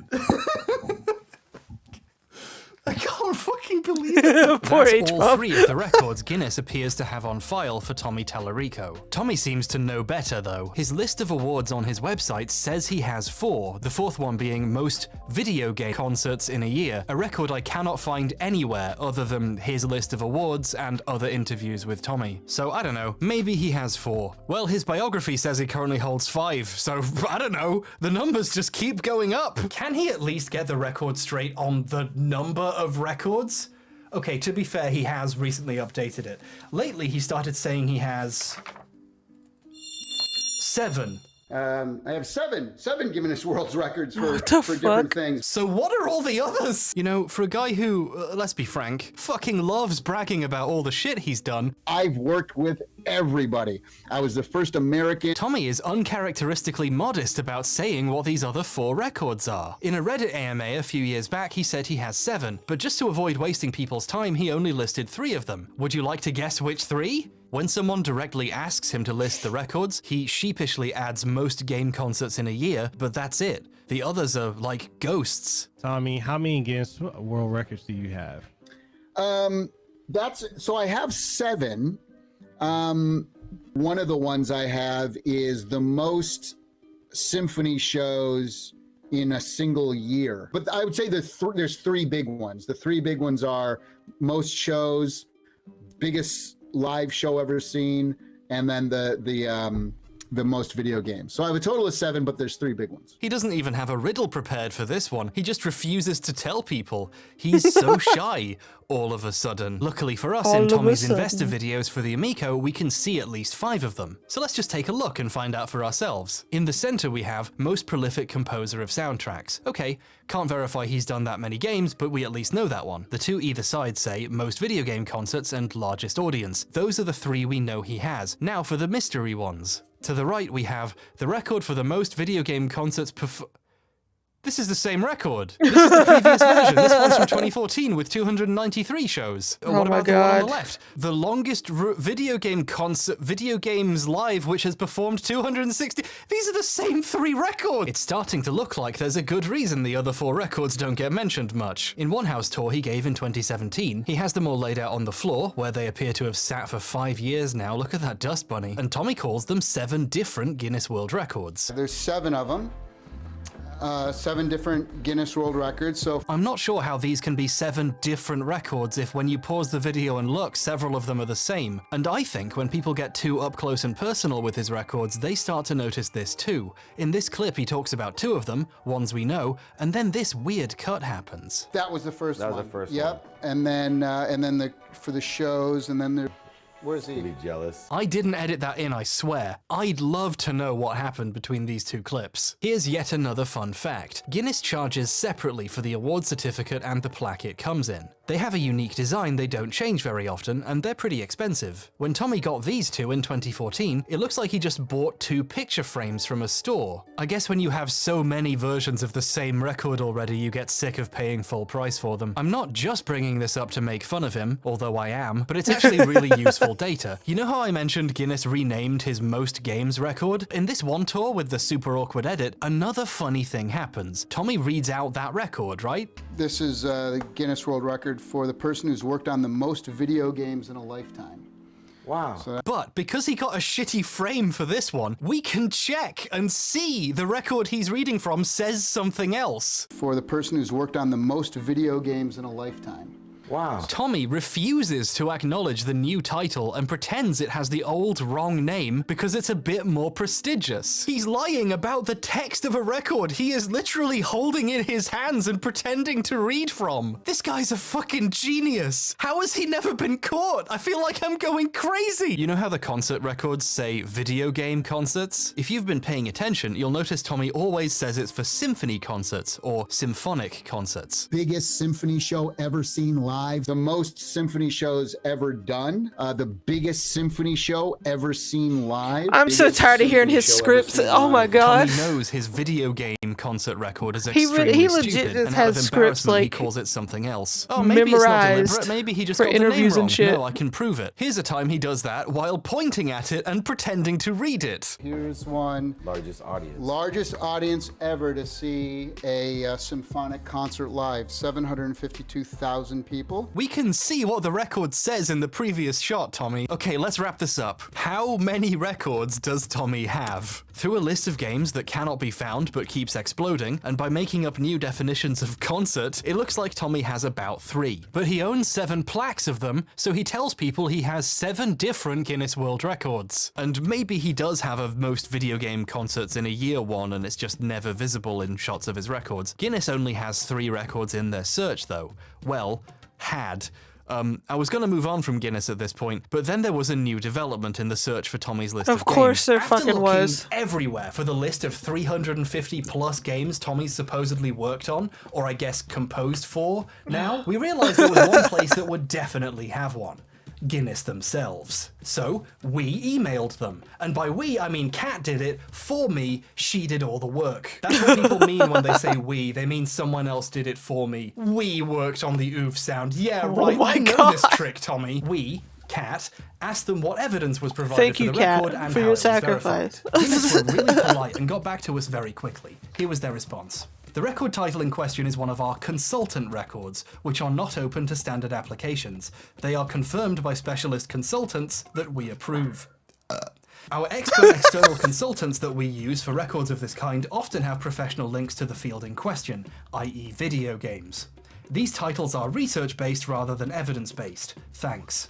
First off, this email provides me the incredible quote that the record is not evidence-based, which is just fantastic. Thank you very much for that. This is one of the situations where if you did the research, you would have the evidence. This doesn't require specialist consultation. It's a list of games. On top of that, this implies Guinness have never seen a list either. The record was verified by a consultant, so someone, somewhere, says Tommy has worked on this many games, and Guinness believes them. But then, something even stranger happened. Oh my god. Previously, when you typed Tommy's name into Guinness's record search, that record came up. One of the other VGL records came up because he's mentioned by name on that record, the other one doesn't. So those are the ones that came up. This is a screenshot I took in early September. Anyway, after we emailed them asking how they verified it, I realized I needed to take another screenshot because I'd scribbled all over one of them, so I went back, and the record didn't come up. Just the other one did. Right after we emailed them asking them where their evidence was, and they said they didn't have it, the record disappeared. Did we? Gasp. Did we just get one of Tommy's records deleted? Oh no! I didn't mean to do this. I just wanted to see a list of games. Tommy, if you're watching this, it wasn't me. Oh my it was god. Kat. Please don't blame Kat. So now the brakes have come off and this video is spiraling out of my control. I've lost all hope of figuring out what Tommy is doing or why. Doing the early research before this all happened, it got kind of nostalgic going back and rewatching ancient episodes of Electric Playground and reviews on the run, and watching Tommy do his wacky boobery and yell at Victor when he says normal things like Metroid Prime is fun. I was trying to remember if I ever found Tommy funny or if I was always just laughing at him, you know? You know what I gotta say to you? I don't care what you think. Even doing that level of research, I fell back into an ancient drama I saw unfold as a kid and completely forgot about. Tommy's awful opinions used to be a running joke on forums discussing his show's reviews. People would bring up he gave Smash Bros. Melee, one of the most beloved games in human history, a 2.5 out of 10. It was a huge running joke. I learned about this because I was a pretty big Mega 64 fan as a teenager, and they shot some videos at his house and even did an episode of their podcast there. I remember watching this on my iPod Nano on the bus. The iPod Nano! This was shot Oh just my as Smash god. Bros. Brawl had come out, and the gang made fun of his old review as well. Smash Brothers is now released. That's right. Tom has gone on record saying his favorite game series of all time. There's this awful rumor on the internet, as there always is, that I gave Smash Brothers like a 2.5 or something. And so the reality is that we never actually reviewed Smash Brothers ever on G4. So people on the internet who say that I gave Smash Brothers a low score, bite him. Tommy is pointing to the giant model dinosaur he has in his garden. Anyway, it's clear this rumor really gets to him. In an IGN thread about his Mario Galaxy review, this comes up, and Tommy T shows up to defend himself because he Googles his name and has nothing better to do. He claims it's not true, but refuses to say what the real score was because he thinks it's fun watching people spout nonsense. So Tommy never gave Melee a 2.5, that's just a rumor, leave him alone. Here's Tommy's review of Smash Bros. Melee. Super Smash Bros. Melee for the Nintendo GameCube. Well, you know, I gotta tell you, it's another GameCube letdown, another GameCube disappointment in my book. 3 out of 10. I give it a 2.5. He said this on TV. People saw him. The footage exists. This isn't speculation. When Tommy does something people criticize him for, even something dumb that doesn't need defending like a video game opinion, he just lies and says he never did it. Like, why would you lie about something so stupid and easy to check? I'm reaching the point where if Tommy says something, it's easier to assume he made it up. His website used to have a page of famous people seen wearing Tallarico Studios t-shirts, which is a weird thing to document in the first place. But the thing is though, every single picture on it is photoshopped. Like, what was his goal here? What is he even trying to do? Tommy's stratospheric levels of clout chasing have hit a point where I literally can't tell if he's joking. He has a gallery page with pictures of him performing and in magazines and so on, and there's a celebrities section showing off all the cool people he's stood next to. Wow. He's really proud of some of them. Yeah, I can't either, Phoenix. I can't either. Jamie Lee Curtis picture I'm pops so up tired on of his Twitter when face. she's in the news or it's her birthday. She's a wonderful, kind, and talented human being and a fan of my video games live show. But one of the pictures on here is really strange. This one is of the Dalai Lama, apparently. Before the Amico situation deteriorated to the point he stepped down, he used to post on the Atari Age forums, and people were discussing the Amico's Karma gaming engine, a feature Tommy later admitted he made up, by the way. During the conversation about Karma, someone referenced the Dalai Lama, so of course, he reposted that picture and said he met him in London and he liked his music. The issue here is this later turned out to be a wax statue of the Dalai Lama from the Madame Tussauds in London. This is an example of what I've decided to call the Tallarico event horizon. Tommy has lied so much about so many things, I can't even tell if this is meant to be a joke. Is he doing a bit? Is Tommy Tallarico a CIA experiment to see how far you can get in the liberal games industry by just making shit up? Is Tommy Tallarico just a shadow on the wall of a cave? I started making this video because I thought a sound effect was funny. I can't tell if he's joking or if he genuinely wants to convince people he met the Dalai Lama. Like I said, this was in a conversation about an Amico feature it turned out he made up. We have something that's called a karma game. Nothing's true. And what that means Nothing's true. Is he even Tommy? No matter what your skill level, can feel like what the you fuck? have a chance and that you're in the game. I'm interested in the fact that you're using the Karma gaming engine. Where did that come from? Okay, so the Karma gaming engine is just some shit we made up.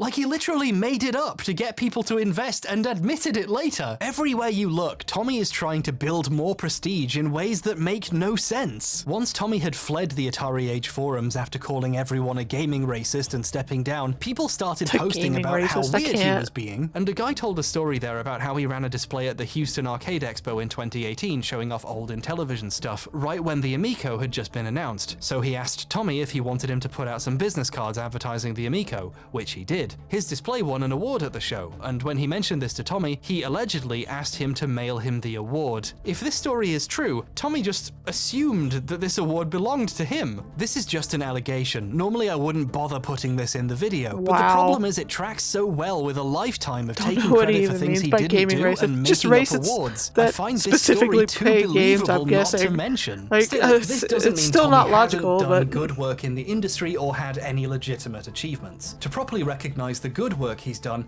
we ought to talk about GANG. The Game Audio Network Guild is a group of industry professionals dedicated to improving the craft, helping people network, and recognizing people's achievements with awards. Tommy has won a lot of awards from the guild over the years, at least 16 by my count, and he's clearly very proud of them because he puts them all up next to his Guinness World Records. Tommy Tallarico is also the founder of GANG. Recently, my I God! founded a nonprofit organization called the Game Audio Network Guild. Can we get out of Tommy land, It's please? really funny seeing Tommy give tours of his house in his GANG t-shirt and of his office with his GANG desktop background, and then going to his website and seeing 16 awards from the group he founded and was on the board of directors of at the time. Tommy Tallarico, composer and sound designer for video games, also the president of the Game Audio Network Guild, also known as GANG. GANG even gave an award for Best Sound Library to that sound pack he made, with Joey's help. They've only given out that award 4 times in their 20-year existence, by the way. And again, these are award-winning sound effects. At least we know the sounds in the Roblox kit really are award-winning. Like, at this point, research for a video that was supposed to be about the Roblox OOF has gone so far off course that I needed, like, something that was baseline obviously true to hang on to so I could return to sanity. So I asked myself, what I thought would be the most obvious question. Was Tommy even on Cribs? On YouTube, like I said, there's videos of your house and your MTV Cribs I was on. It's awesome, right? You did it MTV Cribs? Yeah. Yeah, they tour my house. Didn't you have an episode of MTV Cribs back in the day? Yeah. Like he tells people it was Cribs, he uploaded a video to his YouTube channel saying it was Cribs. So was it?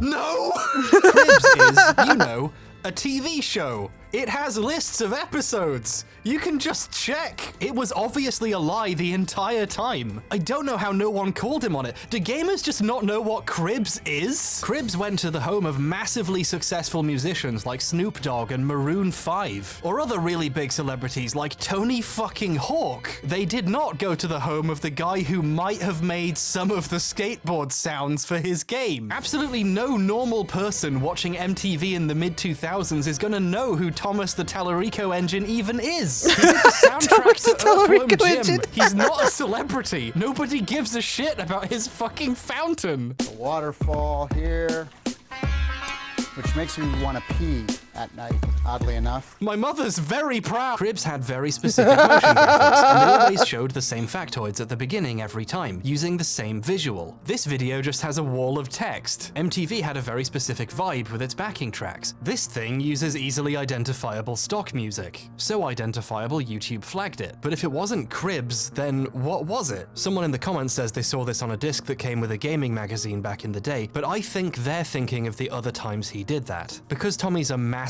narcissist, his website has a video section with a meticulous collection of his appearances, and links to them on YouTube, some of which he uploaded himself. He links this one and calls it MTV Cribs here too, along with 2 of his PlayStation Magazine appearances. But here's the thing, Tommy's website is ancient and has several much older versions preserved on the Internet Archive. On the version from 2004, before YouTube was a thing, he would just put the videos on his own site. Many of the videos on the old site ended up as links to YouTube videos on the new one. The PlayStation Magazine house tour and interviews are here, along with this Around the World in 80 Games thing. There doesn't seem to be a Cribs video on the old version of the site, which is a bit of a red flag. Additionally, there's one house tour that didn't seem to make it to the new one, done by Gamer. This is literally just a video of red flags. On Tommy's site wasn't archived, but Gamer.tv was a show from the UK about gaming hosted by Sam Delaney. One episode had a feature on ways to make money in the game industry, professional gamers, voice actors, and of course, a certain composer. Hey, I'm Tommy Tallarico, composer and sound designer for video games. Hey, wait a second. Hey, I'm Tommy Tallarico, composer and sound designer for video games. So this episode is using a cut down version of the footage we saw in Tommy's video.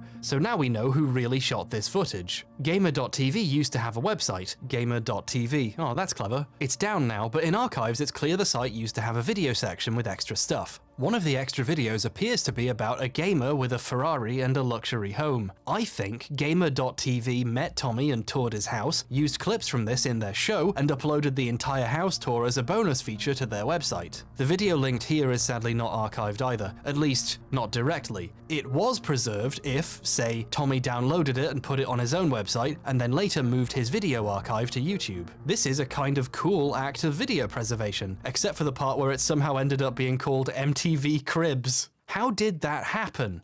I mean, the file on his website was named correctly. This would be a difficult thing to get wrong unless he did it on purpose. MTV Cribs I was on. It's awesome, right? Is Tommy just, like, a pathological liar? Does he have to He's lie gotta to sound be. more interesting I no don't matter know. what? Like how he went Like, from saying what he the did some fuck? sounds for Prime to saying he worked on it with Miyamoto for 5 years? Or how he went from being one of the voices in Pro Skater to the audio director? Or how he went from doing 3 songs for Sonic and the Black Knight in 2009 to being the first American to ever get to kiss Sonic on his little mouth? Every time something comes up again, the lie has to get bigger. In that newer house tour I showed, the guy asks Tommy about if it was featured on Cribs, and he says it was on there more than once. Tommy Tallarico has invited me to his MTV Crib, which this hasn't been on the MTV Cribs, right? A couple times. Yeah. Why is he like this? Why are you like this? I know you're still watching, Tommy. Explain yourself. What are you doing? What are you fucking doing? Crime time. Oh my god, dude. What the fuck? So, yeah. Maybe every single thing Tommy has ever said is a lie. Maybe some of it is true, but bear in mind, that even if Tommy has lied, that isn't like a crime. You can just lie to people. Watch, I am a trained helicopter pilot. See, you can just say things, no one can stop you. However, there are times when lying does become a crime. And Tommy would know this intimately because it cost him $100,000. In 2009, after putting on a video games live event in Brazil, Tommy returned to America with over $100,000 in cash on his person. When you enter America with more than $10,000, you have to declare it for money laundering and trafficking reasons. Tommy knew he had to do this, but for some reason he didn't. His business associate, who was also his brother, filed a customs declaration on their common behalf, denying they were bringing that much money into the country. Tommy knew this was false. When he was caught at a TSA checkpoint with a bag with $100 grand in it, there were some serious questions. He quickly made up a story to explain himself. He told them he didn't need to declare the money because he had distributed it among his band members during the flight in amounts less than $10,000, and then took the money back once they were through customs, so no one needed to declare anything. Tommy thought he was being clever, but he had just accidentally confessed to the crime of structuring, where you deliberately avoid regulations by pulling stunts like this. Structuring is a federal felony, with huge fines and up to 5 years in prison attached to it. Later, he came clean and told investigators he lied and made up that story, and actually he just took the money over the border himself. So when I call Tommy a liar, that's not just my opinion. There is also a legal document signed by him admitting to it. Because of course there is. United States v. Tallarico, that's its name. Tommy pled guilty, was placed on probation for a year, forfeited the $102,000 seized by customs, and had to pay a $1,000 fine, plus a $25 assessment fee. America. There's a really interesting lesson here. In the game industry, you can just lie about what games you worked on, what sounds you made, and whether you worked on cribs, and the only real repercussion is people finding you unpleasant. But if you try that with the TSA while carrying a large, unexplained bag of money, there can be consequences. There are other ways lying can be a crime too. For example, if you lie to potential investors to get their money. During one of Tommy's many attempts to find investors for the Amico, he told the exact kind of Tommy-esque tall tales you would expect from him, but in a situation where doing so can get you in serious trouble. In February 2021, he recorded this video for potential investors and lists the team of so-called Avengers working at Intellivision, one of whom was Kara Acker, a former marketing manager at Mattel on Disney Princesses and especially Frozen, which would be a great find for the company, and thinking she was on board might well have helped convince investors to part with their money. If we scroll slightly higher on her LinkedIn though, we can see she actually left Intellivision in 2020. But here's Tommy telling people in 2021, after she was gone, he has her on board, so you should definitely invest. Our VP of Global Marketing used to work at Mattel as one of the global brand managers over there, right? And she was in charge of the Disney brand within Mattel, so that's a double bonus there. Is there a word for lying to people? For money? If this convinced people to invest, they have grounds to say they were lied to about the status of the company. You can't just pretend people still work for you. On their Republic crowdfunding campaign, which raised $11.5 million, the pitch video for these investors featured Acker heavily in Tommy's disgusting Egypt room as VP of Global Marketing. She was front and center as one of the intended draws to investors. She was basically the company's pharaoh. She's also still shown on the list of team members, including, ironically, a link to her LinkedIn, which will tell you she's actually gone. This crowdfunding campaign ended in 2021. There was a period of 4 months minimum where people were investing based on a video and information which was not accurate at the time and never corrected. The Intellivision website listed Acker as VP of Global Marketing as late as July 2021, according to the Internet Archive. Did the guy who ran the website quit too? Investors using this website as a source of information would have a hard time confirming who was actually at the company. Wonder if Tommy will make a response video to this? Oh my god. A part 2 for HBomb. No. I certainly hope there's some facts I missed here. People gave this company millions of dollars. Like seriously, I hope for Intellivision's sake, Acker just put the wrong date on her LinkedIn, or there's going to be some questions. In fact, if you click the invest button on the Intellivision website, it takes you to the same video with Acker still in it. You know the Avengers, right? Marvel Avengers, you know, they're the super team of superheroes ready to save the world. Also on Tommy's list of Avengers was Jay Allard, the co-founder of the Xbox and Xbox Live. This would make the company look like it was on the right track and had some really good minds attached to it. However, Allard decided he wasn't a good fit and left the company.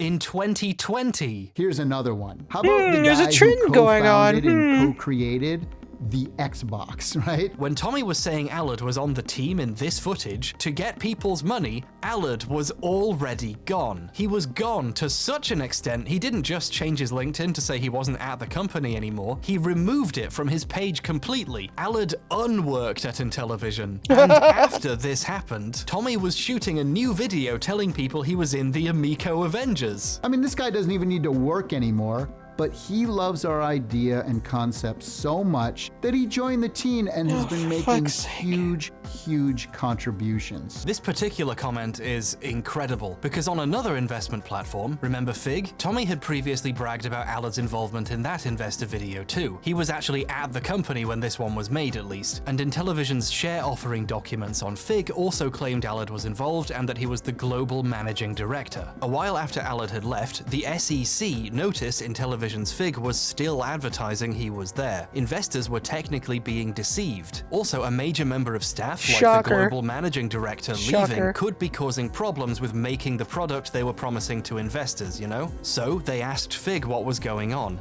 Orally, someone at a government agency physically asked someone at Fig what the hell was happening at Intellivision. What the fuck's Fig going on, asked Tommy boy? Intellivision to clarify. Intellivision panicked and said they would change the documents, and product development was unaffected by his leaving because, to quote Fig quoting Intellivision, he has not played a material role in product development considering his contributions. He joined the team and has been making huge contributions.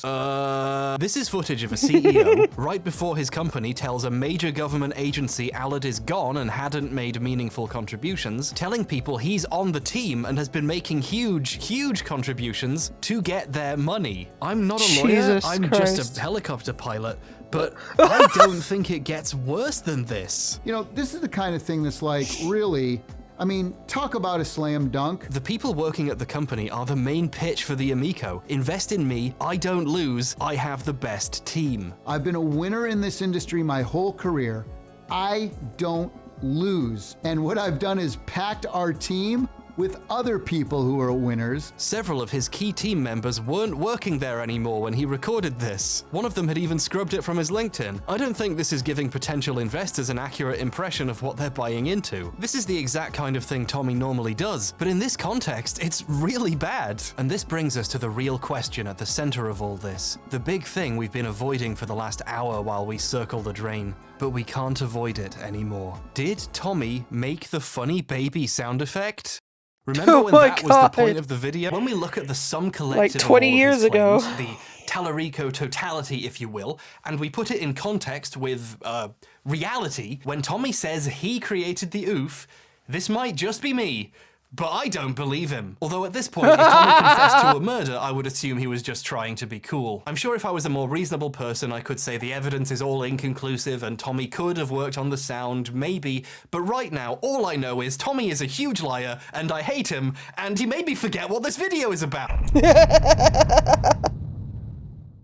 I promise you, when I started making this video, my goal was to make something short for once. Take a break from my longer projects to make a quick video, quickly, so people knew I was alive. I did not expect, while I was doing research, for a rabbit hole to open beneath my feet and to fall Wile E. Coyote style into an abyss of lies and madness, and seemingly getting one of his Guinness World Records sent to the fucking Shadow Realm. I didn't choose this. This happened to me, and I'm not happy about it. I wanted this to be a story about how, in our modern age, we don't take ownership of artists' work seriously enough, through the lens of a sound effect that had been reused without credit for over a decade. But the people not being credited in this story are the hardworking folks under Tommy who he has taken credit from over the years, and the original voice actor, none of whom will see any of the money Tommy makes from selling their sound today. It is incredibly easy for hard work to be exploited by corporations, and one of those corporations happens to be called Tommy Tallarico Studios Incorporated. But that's really a structural problem, and we already all know capitalism is bad. Statistically, your most formative memories are of a global financial crisis. You don't need that lecture from me.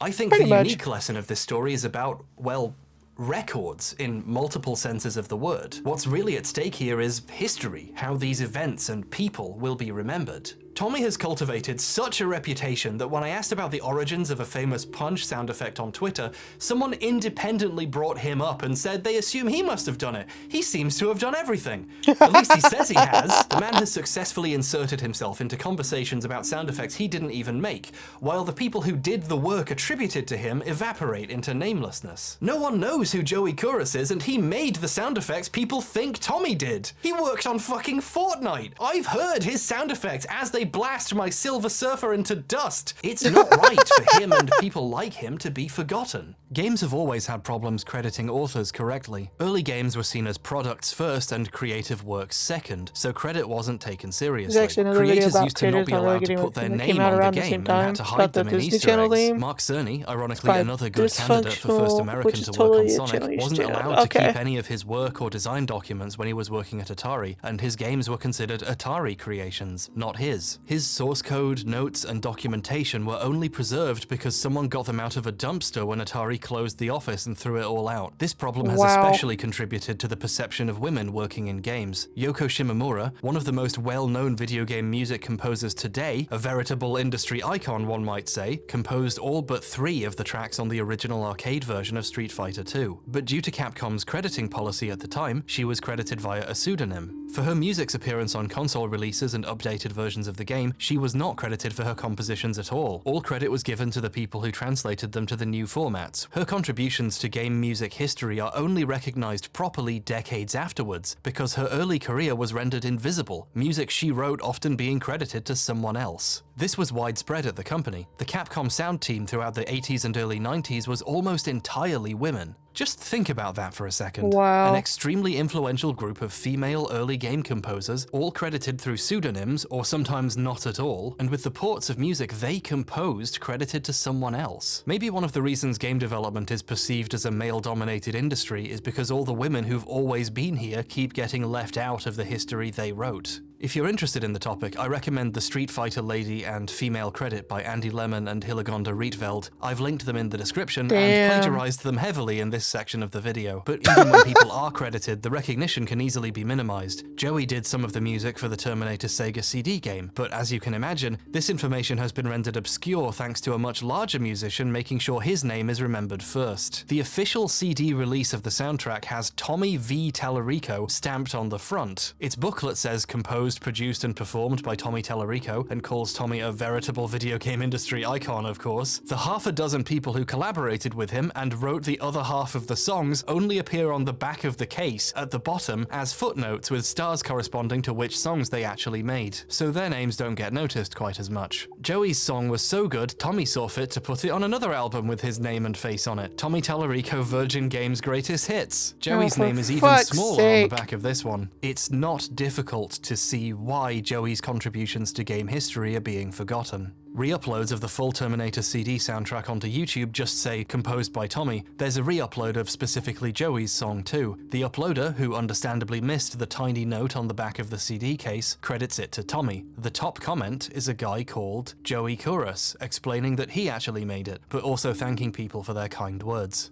We're at the point the actual composers have to explain they made the song in the comments of re-uploads of their work misattributed to their old boss. This extends back into the regular music industry as a whole, of course, but also into material we covered here. Michael Jackson's long-rumored, now semi-confirmed work on Sonic 3 isn't all it's cracked up to be either. Like a certain other composer, Michael had people who worked for him. According to Brad Buxer, an American keyboardist and composer who did a lot of work with Jackson, and actually is credited on Sonic 3, Jackson basically made him do most of it. Once you're well enough established, it only gets easier to exploit the talents of people working for you and build up your own status on the back of something you made someone else do. The industry is still constructed in a way that treats individual creators, usually the biggest names on the project, as the true authors, attributing a game's success to them and not the many people who did the work. Things are so bad even the recipients of this praise have called it out. To quote one of the worst articles ever written, "There's a tendency among the press to attribute the creation of a game to a single person," says Warren Spector, creator of Thief and Deus Ex. The journalistic attitude to credit in gaming used to be so awful, it's not even clear who wrote this. The article is credited to IGN staff. Basically, all success and appreciation pours directly into selected industry figureheads, even when they're actively trying to stop it from happening. And a lot of them aren't, because even if it's a problem that benefits them. You can tell a lot about an industry by how it treats the people who actually do the work. In terms of the scope of time, the average game developer is fucked.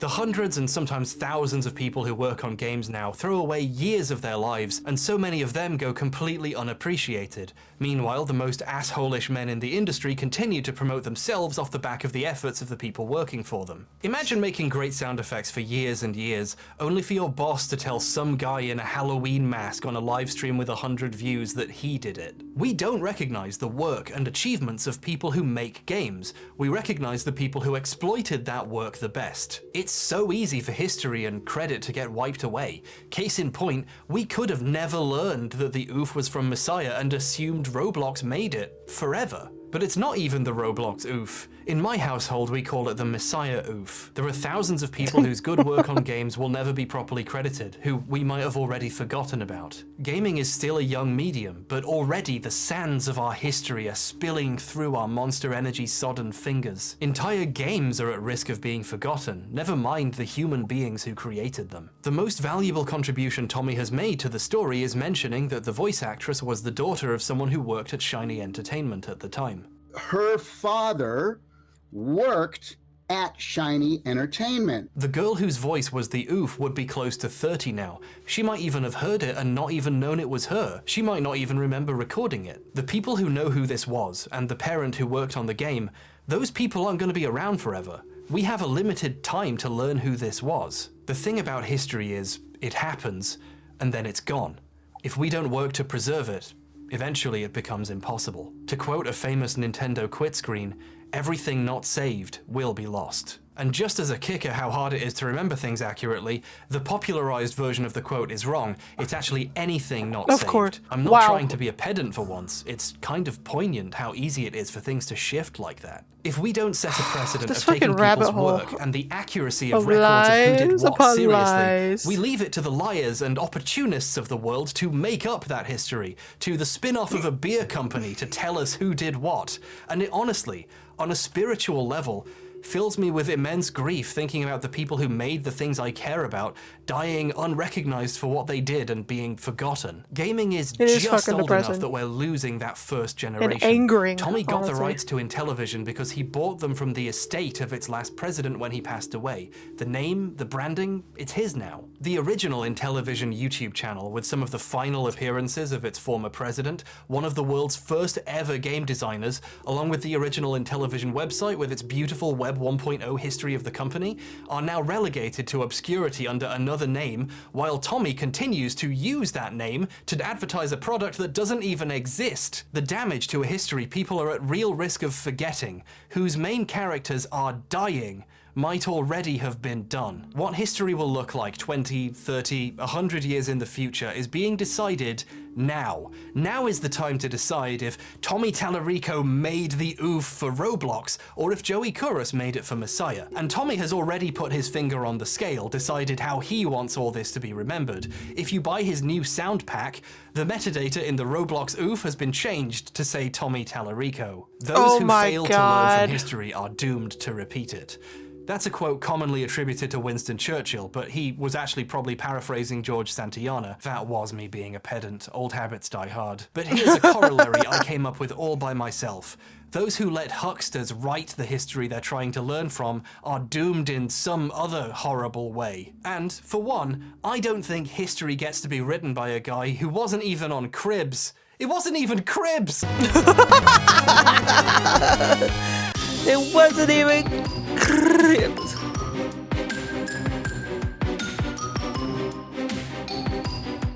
Look at these credits. Giving, credit to the people that did the work.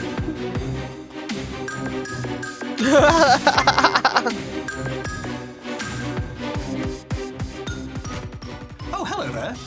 Thank you for watching this 30-minute video and accompanying feature-length meltdown. The boom mic is slowly 30 minutes. We're frame. an hour 55 in. Anyway, thank you all so much for watching all of this. I love how hbomb thinks he's ever gonna get like see you again soon. And just make a short video. It's never gonna happen. What a wild rabbit hole ride. Like fucking hell. Oh my god.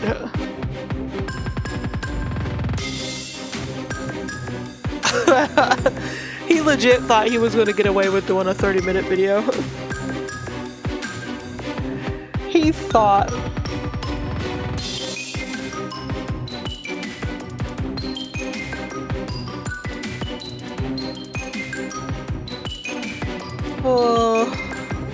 Doesn't he know that it's his burden in life to literally go down these fucking weird-ass rabbit holes and to have a feature-length film of a video? It's a lot of gaming racist, yeah. It's a lot of racists that game. Woo.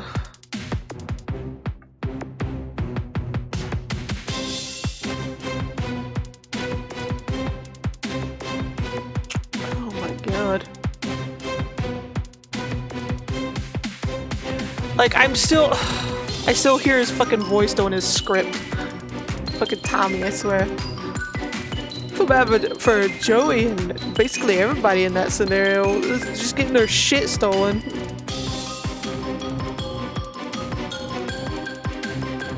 It's like, it really is true. If you say it enough to enough people and enough times and loud enough, they legit just believe you. Until hbomb makes a video about it. When I bought this Gamers Edition on eBay, you know, when I was flipping through it, a bookmark fell out.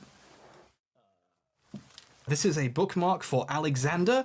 Well done for all your hard work in year 2 this year. From Miss Dunn, goodbye. So Alexander, I have no idea who you are or where you are now or if you'll ever watch this video. I hope you made Miss His Dunn mother proud. is very I have no proud. idea how old you are now. This book came out in like His mother is 2008. very I'm not proud. going to do the maths on that. But if you want your bookmark back, email me and I'll happily send it to you. Please do email me, in fact, because I can't throw this out. Like, that would be wrong. So this is just going to be in my life forever until someone claims it. So please, take this back. Oh my god, that was a lot. That was fucking good though. I thoroughly enjoyed it. Oh, I fucking love hbomb, man. Couldn't be me. Oh, fuck, that was a rabbit hole of just never-ending lies. Like, hbomb thought he was gonna get away with he thought he was gonna be able to make like a 30-minute video. No. Unless it was a really nice bookmark, then I'd keep it. Oh. That exhausted me. Physically, mentally, spiritually. Jesus, what a video. It's crazy how much lies that man is told. Listen, tell me which one was the truth that he told. Because if he did, I can't remember that part of the video. Fuck.